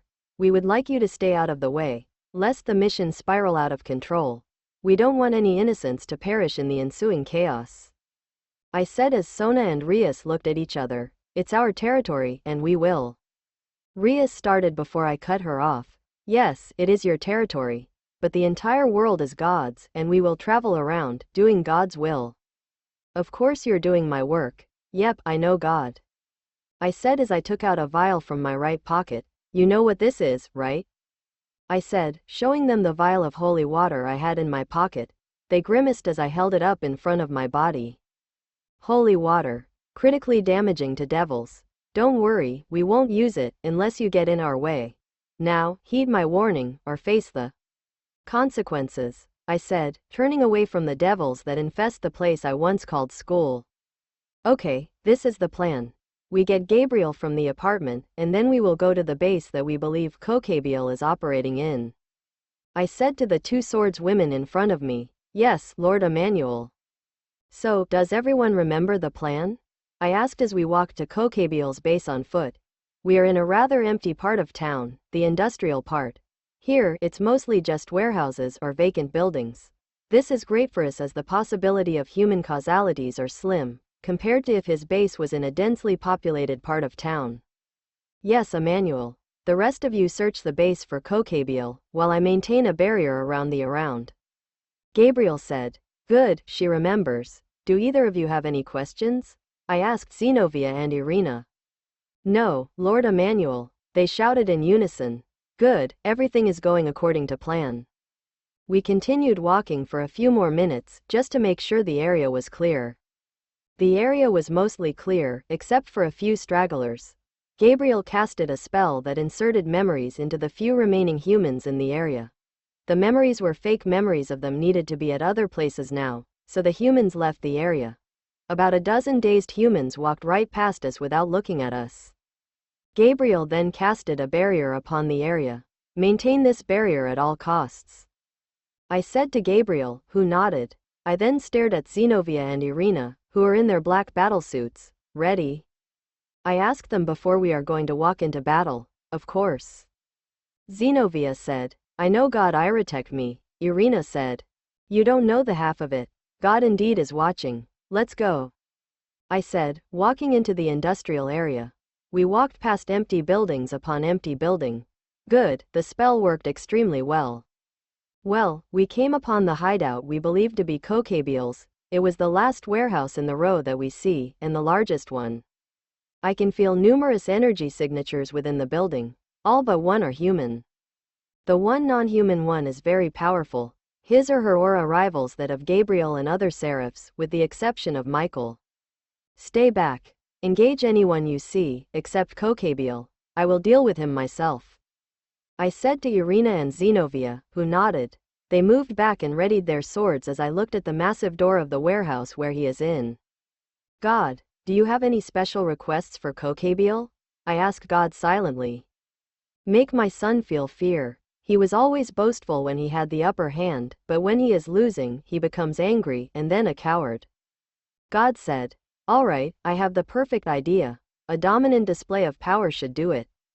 Diedrich, activate scale mail armor, I said to Diedrich. Dragon booster. The boosted gear materialized on my arm. Welsh dragon balance breaker. Scale mail materialized on my body. With this, I am ready to do battle. I opened my angel wings, only 2 of them though, as that is all I need for flight. I took flight and stared down at the warehouse. I materialized 2 massive light spears that sent them down at the warehouse. The warehouse was destroyed, and I feel the strong aura take flight in the smoking wreckage of the warehouse. As the smoke cleared, I see a 10-winged black-winged angel smirking at me. Fallen angel, Kokabiel. That's him, God? I asked. Yeah, that's him. All right, I'll do what you ask, God. I said as I stared directly at Kokabiel. Wielder of the boosted gear. You are the only one they sent after me? Kokabiel said in a haughty voice. No, look above. You know whose barrier is that? I asked him. Its aura is familiar. Gabriel's, perhaps? He said. Very good. She came with me, as did those 2, I said, pointing down at Zenobia and Irina, who are battling fallen priests right now. But the reason I'm fighting you is because Michael wants me to gain battle experience. I said to Kokabiel, who sported a grin on his face. You honestly think fighting me is a good idea? Just to gain experience? Is Michael going insane? Kokabiel said as he started to laugh. An idea then popped into my head. I laughed too at first. It would do me nothing to face someone like you with the power I possess. I said as Kokabiel's grin turned into a sadistic smile. Are you mocking me? That is the last thing you will do. Kokabiel said as all 10 of his wings angled towards me. Hundreds of piercing black feathers were shot at me. I dodged them and launched hundreds of light spears at Kokabiel. Kokabiel blocked the light spears with his wings, which acted as a shield. ISSEI, let me talk to Kokabiel, God asked of me. Sure, I'll let you talk to him. Kokabiel, you have someone on line 1, I said as I made God's voice present. My son, Kokabiel. What a monster you've become, God said as Kokabiel's red eyes widened considerably. God, you're supposed to be dead. Kokabiel shouted at me as God chuckled. Indeed I am, son. I am communicating through this boy. I just wanted to say, judgment will rain down upon you. Finish him. Kokabiel created hundreds of car-sized light spears, which he fired at me. I created a massive shield that intercepted all of the light spears, destroying them in their path. God, mind if I use souls to boost my power? I asked God, even though I really didn't need to. Sure, go ahead. I calmly breathed and felt all the souls within me. I think I'll need 90 million, just to see how it feels. The most I've used before was 1 million, and that was a few months ago, so I should be able to use that many. Kokabiel, your judgment will be complete now, I said as became ready to use the souls. Soul release, God shouted as I felt the souls giving me tremendous speed and power. I feel so much stronger, much faster, such power, I need more.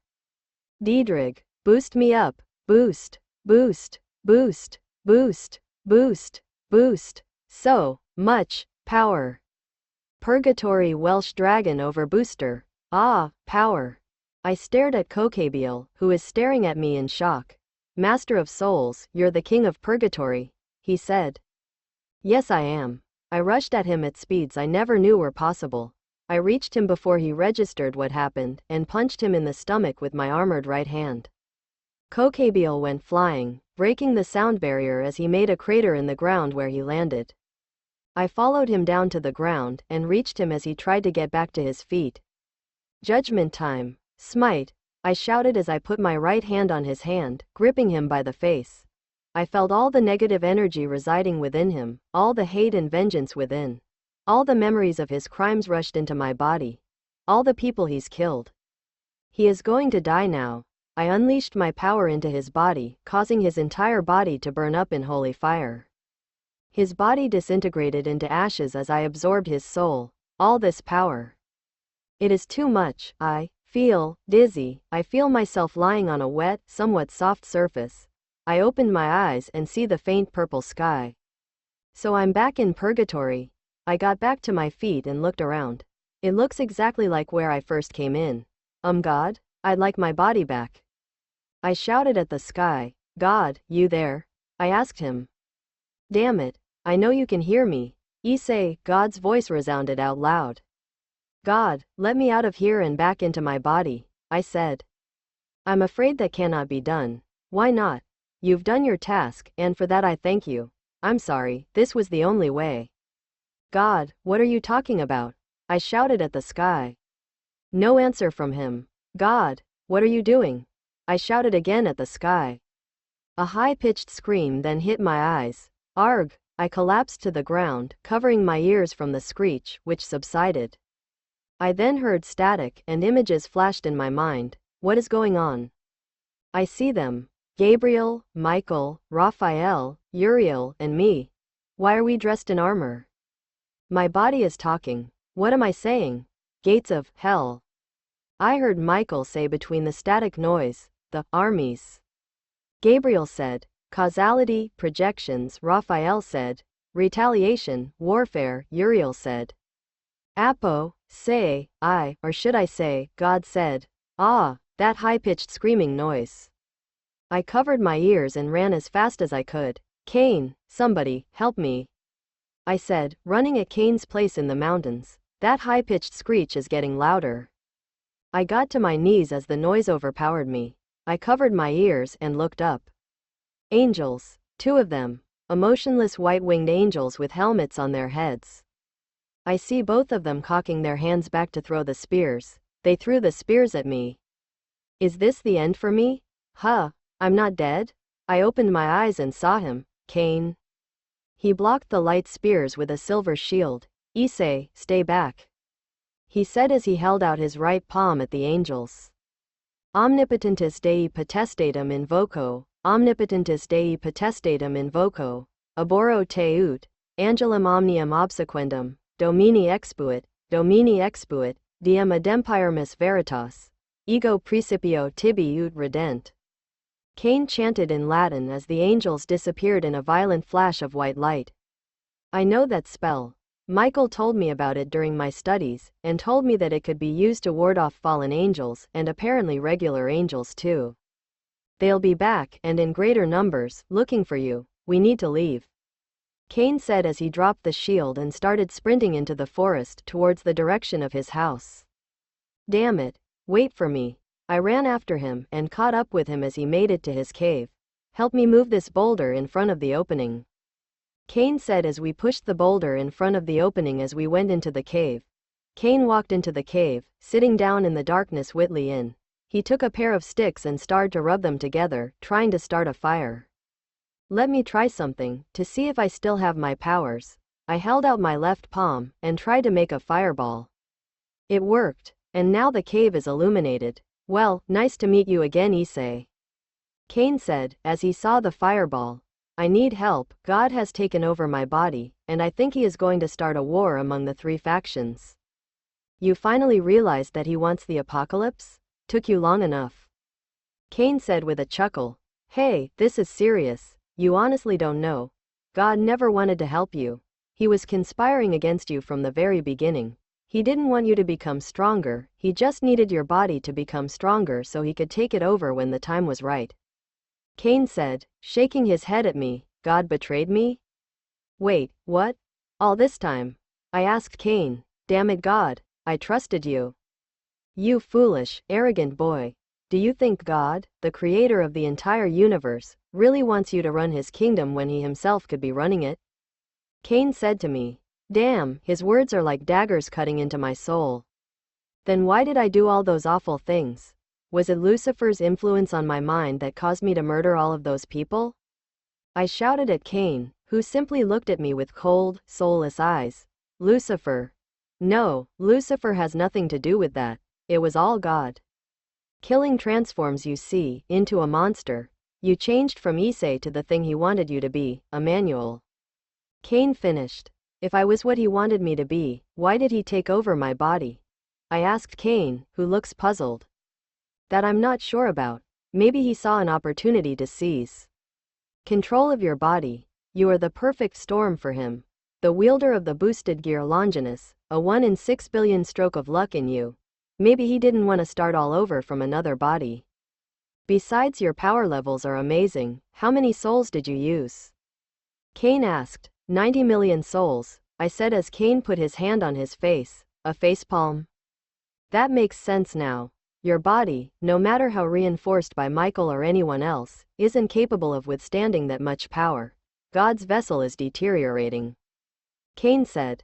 Alright, what does that mean? What does all that mean? I asked Cain. Your body is breaking down due to the immense power of the souls. I know this, God knows this as well. He must want to restart the apocalypse before your body turns into ash. Cain said as I nodded. So, either way I'm going to die. Wait, what do you mean restart the apocalypse? I asked Cain. This isn't the first apocalypse he's overseen. Noah's Ark in the Great Flood was the first apocalypse. Thousands died in that one. It appears he is going to do it again to the devils and fallen angels, and there will be many human causalities as collateral damage. Cain said flatly. How many human causalities? I asked. Your guess is as good as mine. I'm guessing somewhere in the range of 3 to 5 billion. That's over 50% of the Earth's population. We need to stop him before he starts it. I'm going to make up for my sins that I've committed as Emmanuel, one way or another. Yes, we do. I have an idea, he said. Well, let's hear it. Turiel, the fallen angel and the wielder with the third most amount of souls of Purgatory before everything happened. We should try to contact him, he said after thinking for a while. Why, what will he bring to the fight? I asked, thinking back on everything I've read on Turiel. He was an intelligent angel before his fall from heaven. He fell because he wanted knowledge, and so he looked at forbidden manuscripts for esoteric knowledge, and was kicked out of heaven for discovering secrets that Michael wanted to keep secret. From what I understand, he might know of a way to weaken God from inside of here by taking the souls away from him. He said, interesting, severing the blood from the heart, destroying his ability to function. Interesting. If we take enough souls away from God, God will weaken to a point that he cannot control himself within my body.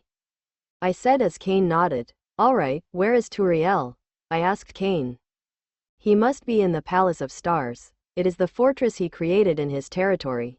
It is a massive monstrosity of a residence, if you ask me. Cain said. Alright, housing advice coming from the guy who lives inside of a cave. Alright, let's go. I said as Cain looked at me with a weird face. I'm not going. Wait, what? Why? I asked him. You honestly got yourself into this mess, and you should be the one to get out yourself of it.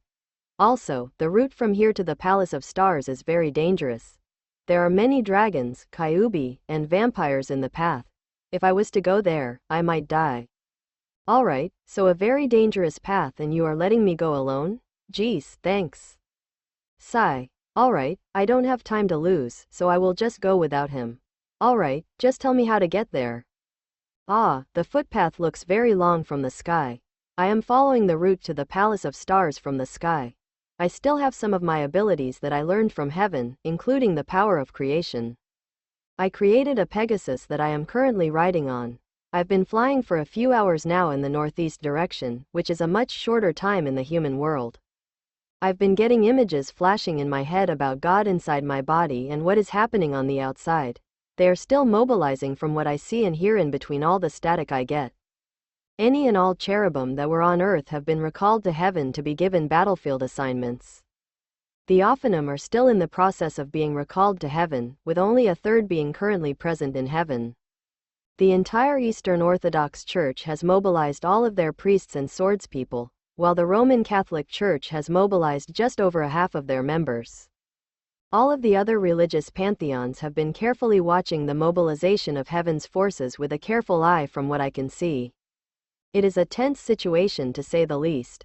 So far, I've been lucky to avoid any confrontations with any dragons or other yokai as I've either completely dodged them or managed to outrun them if they detected my presence. I've traveled past the Aztec, Mayan, and Hindu mythologies regions undetected on my way here, and I am deep in fallen angel territory now. In other words, the trip has been smooth sailing. A rather surprising idea considering what I've been going through the last few months on Earth and Heaven. Now that I'm in fallen angel territory, I just need to maintain my course as the Palace of Stars is in Cain's words, a monument that is incapable of being missed. I look down at the fallen angel territory for any signs of the Palace of Stars. All I see is a barren wasteland, complete with burned-out trees and numerous craters dotting the surface. The terrain just looks like a war zone. Oh wait. I see something in the distance. A brown stone spiraling building, about 40 feet in height, catches my eyesight. Wait, I've seen that building in a book before. No, it can't be, the Tower of Babel? That is what the Palace of Stars is. It definitely a monument that catches my eye, and I feel a powerful fallen angel presence from within. That must be it. Alright, how should I make my entrance to them? Will my actions be perceived as aggressive, but more importantly, will lend me their help? I thought about it for a few seconds, and decided on my course of action. I'm just going to walk through the front door and tell them of my intentions. Can't hurt to be civil, can it? I am pleasantly surprised that being civil actually worked for one of the few times in my life. I descended from the sky on my Pegasus and then walked to the front of the Palace of Stars, which was a massive wooden door. I knocked on the door, which opened with 2 fallen angels guarding it. They asked me who I was and what I wanted, and I told them. They laughed in my face, and told me to get out. I then managed to smite them with the power I have in them quietly, and close the door behind me. Well, I tried being civil, didn't I? I then proceeded towards the source of the energy I'm feeling, and as such, walked the halls of the Palace of Stars, which is an empty, dark, and dead place with barren walls and unkempt floors. This place is completely dead. No one is around, no guards, no servants, no anything that I can see.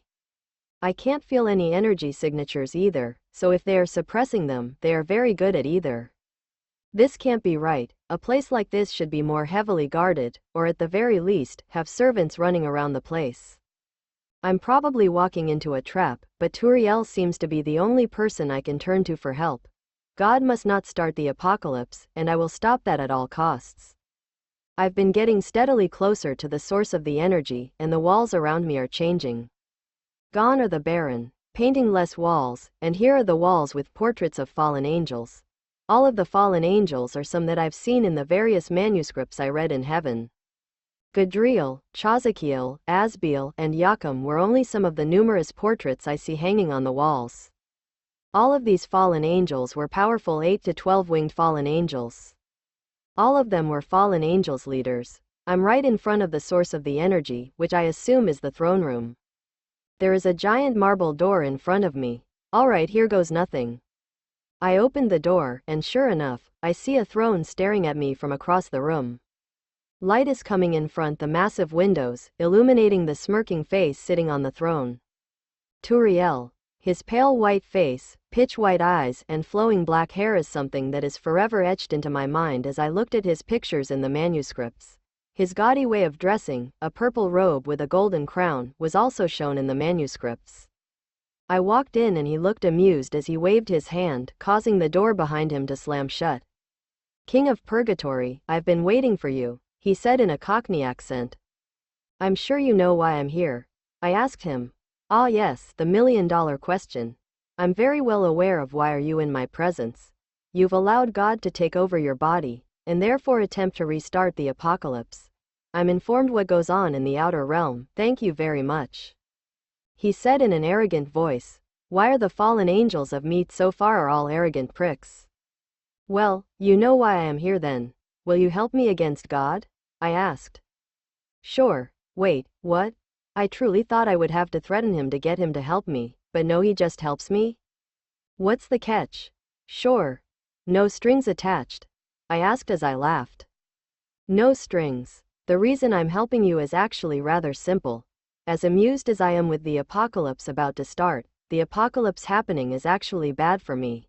The dead souls have to go somewhere, don't they? More fallen angel, devil, and angel souls will come here, making the battle for souls that much more intense and vicious. More players in competition for the same territory. Alright, makes sense. Plus, I get to screw with God's plans. I've been inching for payback after he placed me in this awful place. He finished. There we go with the ulterior motive, but whatever help I can get, I'll use.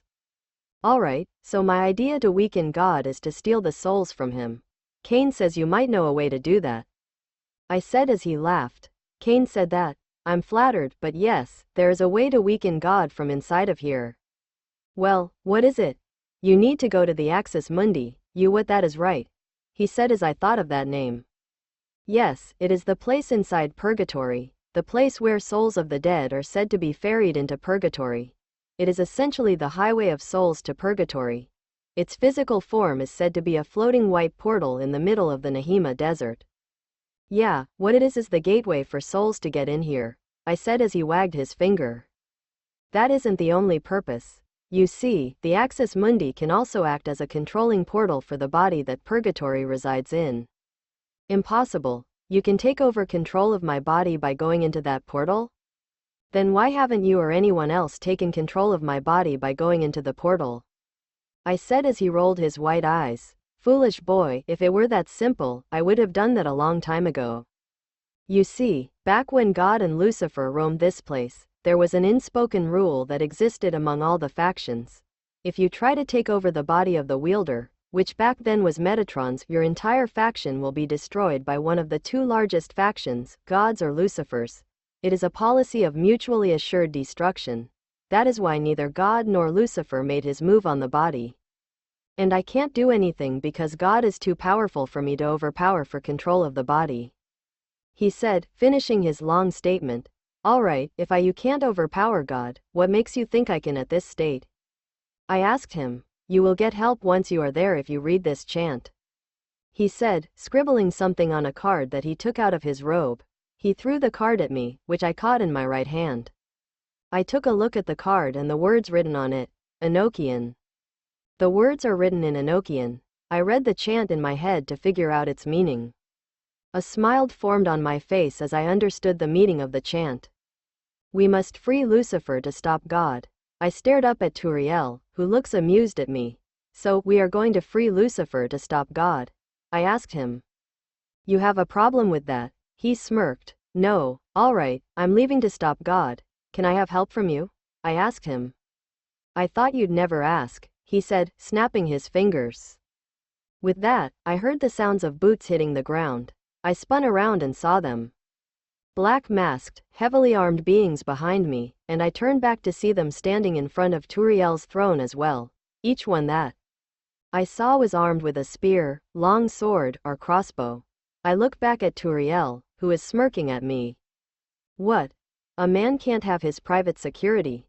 With Purgatory being the Wild West as you humans call it, I need all the protection I can get, he said as I felt all the auras of private army that Turiel has. There were more than 100 beings that are currently surrounding me in a circle. What are these beings? I feel their auras. They aren't all fallen angels, I said as he shrugged his shoulders. Guilty as charged. The bulk of my private security forces are fallen angels, but there are other creatures here. I am an equal opportunity employer, of course. There are vampires, harpies, werewolves, kyubi, and even an evil dragon in my security force, Turiel said, beaming with pride after saying the words evil dragon. Impressive. I've heard of the evil dragons as the fiercest, most destructive dragons around. Impressive, which one? I asked. The Yamata no Orochi, he said with a smug look on his face. Great, I will have a lot of support if the rumors of the Yamata no Orochi are true. Well, can we get going then? I asked as I don't want to waste any more time. Ah yes, but there is something I need to give you before you go on your foolish mission, he said, snapping his fingers. A servant in white presented a massive jewel-encrusted sword to him, and he examines the sword. I can feel the sword's aura from here. The aura is strange, not distinctly angelic, devilish, or pagan as far as I can feel. What is that sword? Do I want to know what that sword is? I asked. It is the Frostmourne. The Frostmourne. Interesting. Yes, you know of what it is now, don't you? It was Prince Agni's sword before his descent into evil. The soul-sealing sword came into my possession upon his death. I want you to have it. Just like that.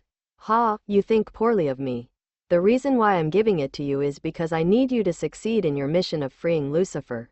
If you die, there will competition for territory and here once the devils, fallen angels, and angels this sword to help you succeed in your mission. He said. Did he just read my mind?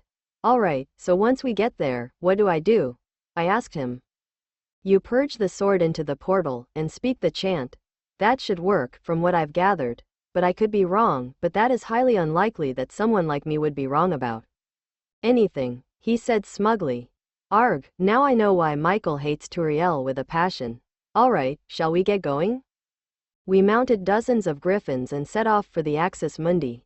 We are lucky that is it relatively close to the Palace of Stars.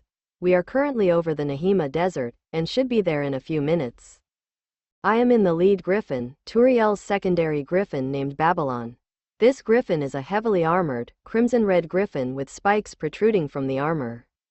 Turiel is to my right in his dark black griffin named Zodiac.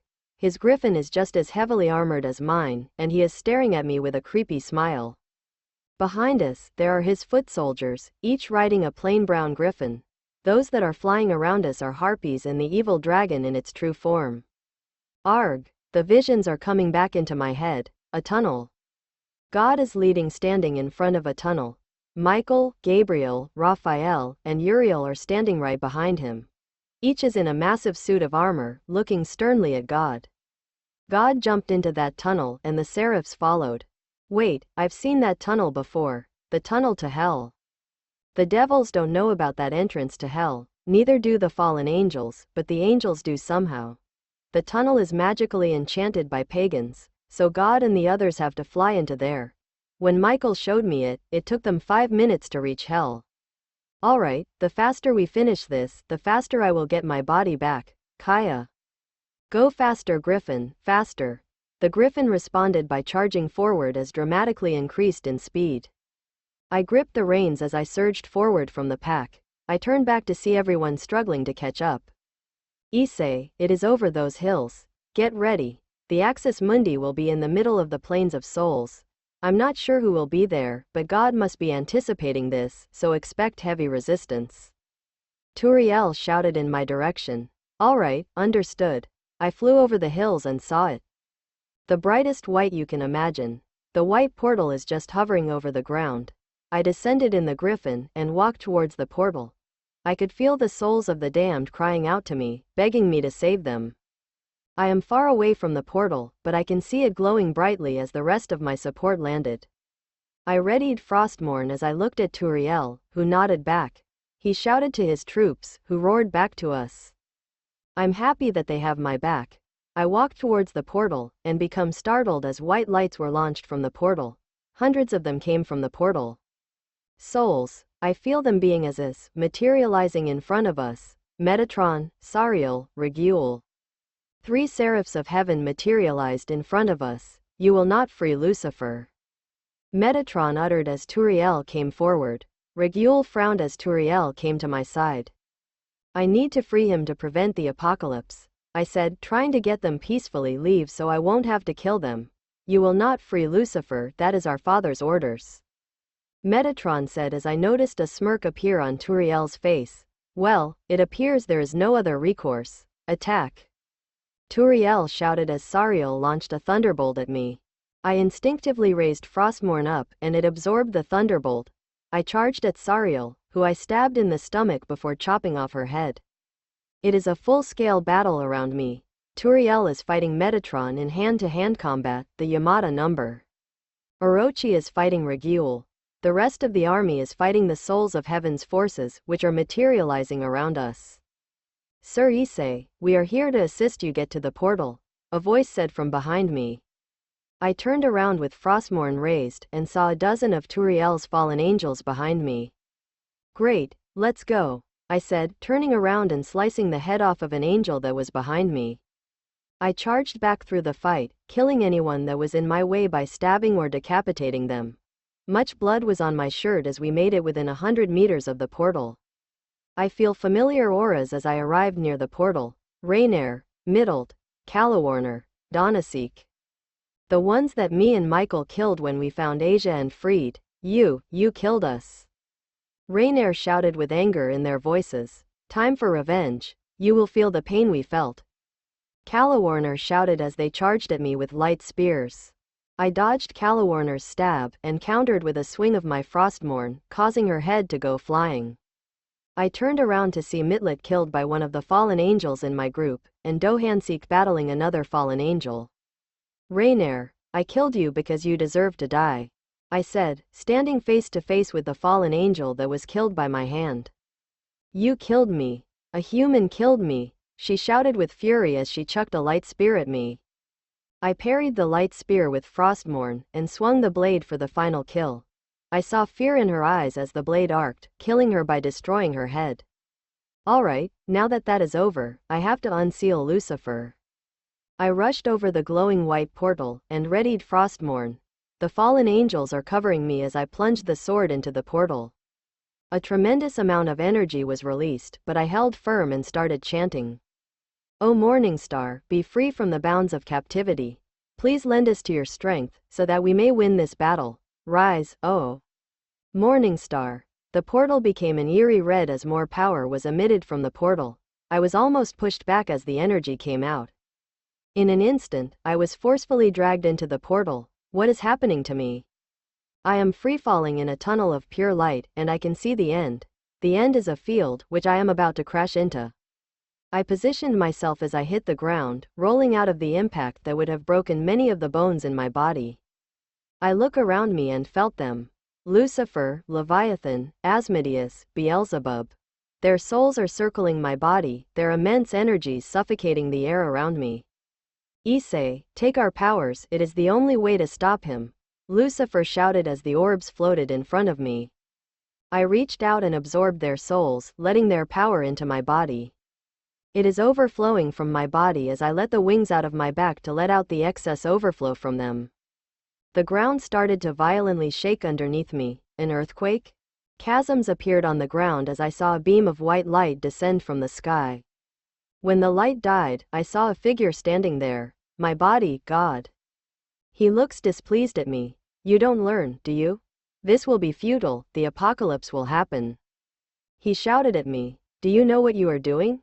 You'll kill millions in the crossfire. To achieve paradise, that is a small price, he said as he materialized the sword of the Spirit in his left hand, and the shield of Sariel in his right hand. My body was cloaked in Roman armor. So I have to kill you to prevent the apocalypse?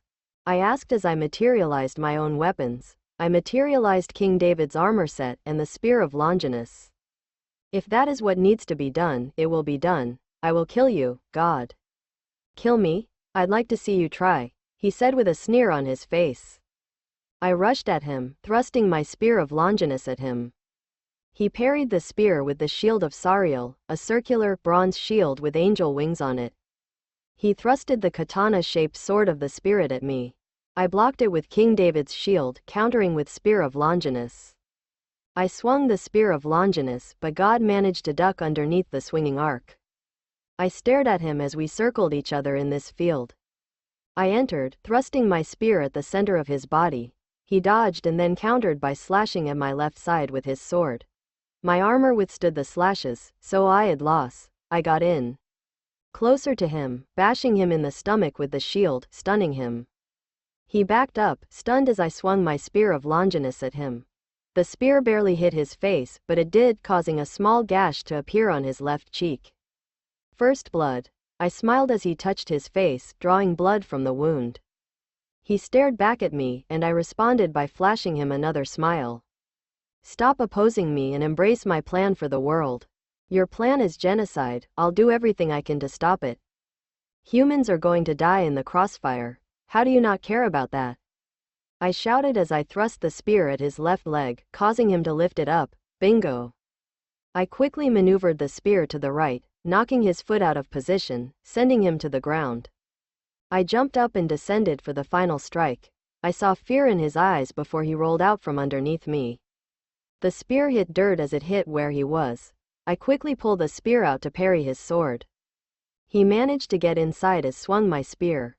Arg! He managed to cut me on the left side of my stomach. It stings, but I can go on. I need to win this for the world. He smiled as I grabbed my side. Good, he fell for the trap. He charged it with his sword, trying to chop my head off with his sword. I swung my shield up, hitting him square in the face. He stumbled back, dazed from the strike as I closed in for the kill. I knocked away his sword with my shield and stabbed him in the stomach, where there is a little gap in protection, with my spear. He yelled out in pain as I retracted the spear before slashing his neck with the spear. He dropped his sword as he fell onto the ground. This is for everything that happened because of you, I shouted as I stabbed him in the face with the spear. His body shined a pearl white as the spear sank ever deeper into his body. His screams became louder as white light surrounded my entire body.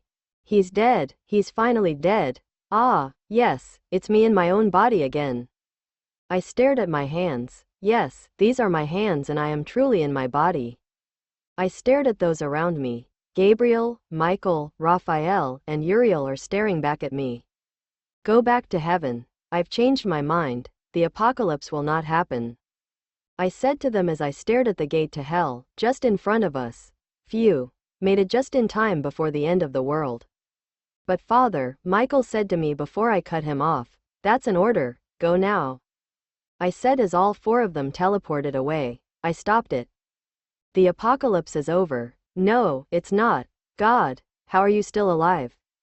It isn't going to end this way. My body, it isn't responding to my commands. I can't move. Your body shall be mine again. He's overpowering me. He's taking control again. Crap, I'm not letting him do this. Sigh. I'll have to do this then.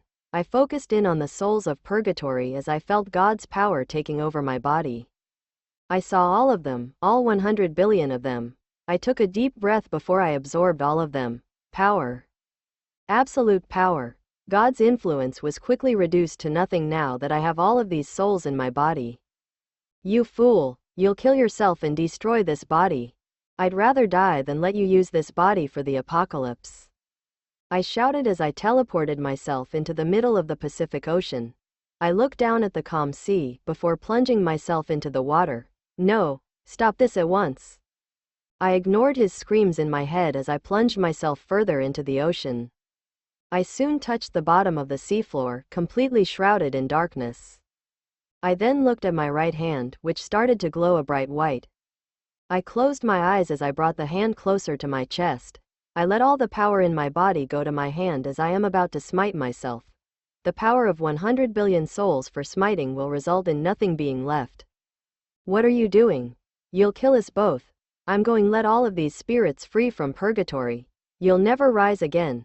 I placed the hand onto my chest and felt burning hot temperatures. I'm dying, and yet I feel fine about that. God will never rise again. Lucifer will never rise again. I stopped the apocalypse. There's no more pain. Is this the end? I smiled the last time I possibly can. I've made peace with death, so come on afterlife. Here I come. Thanks for watching.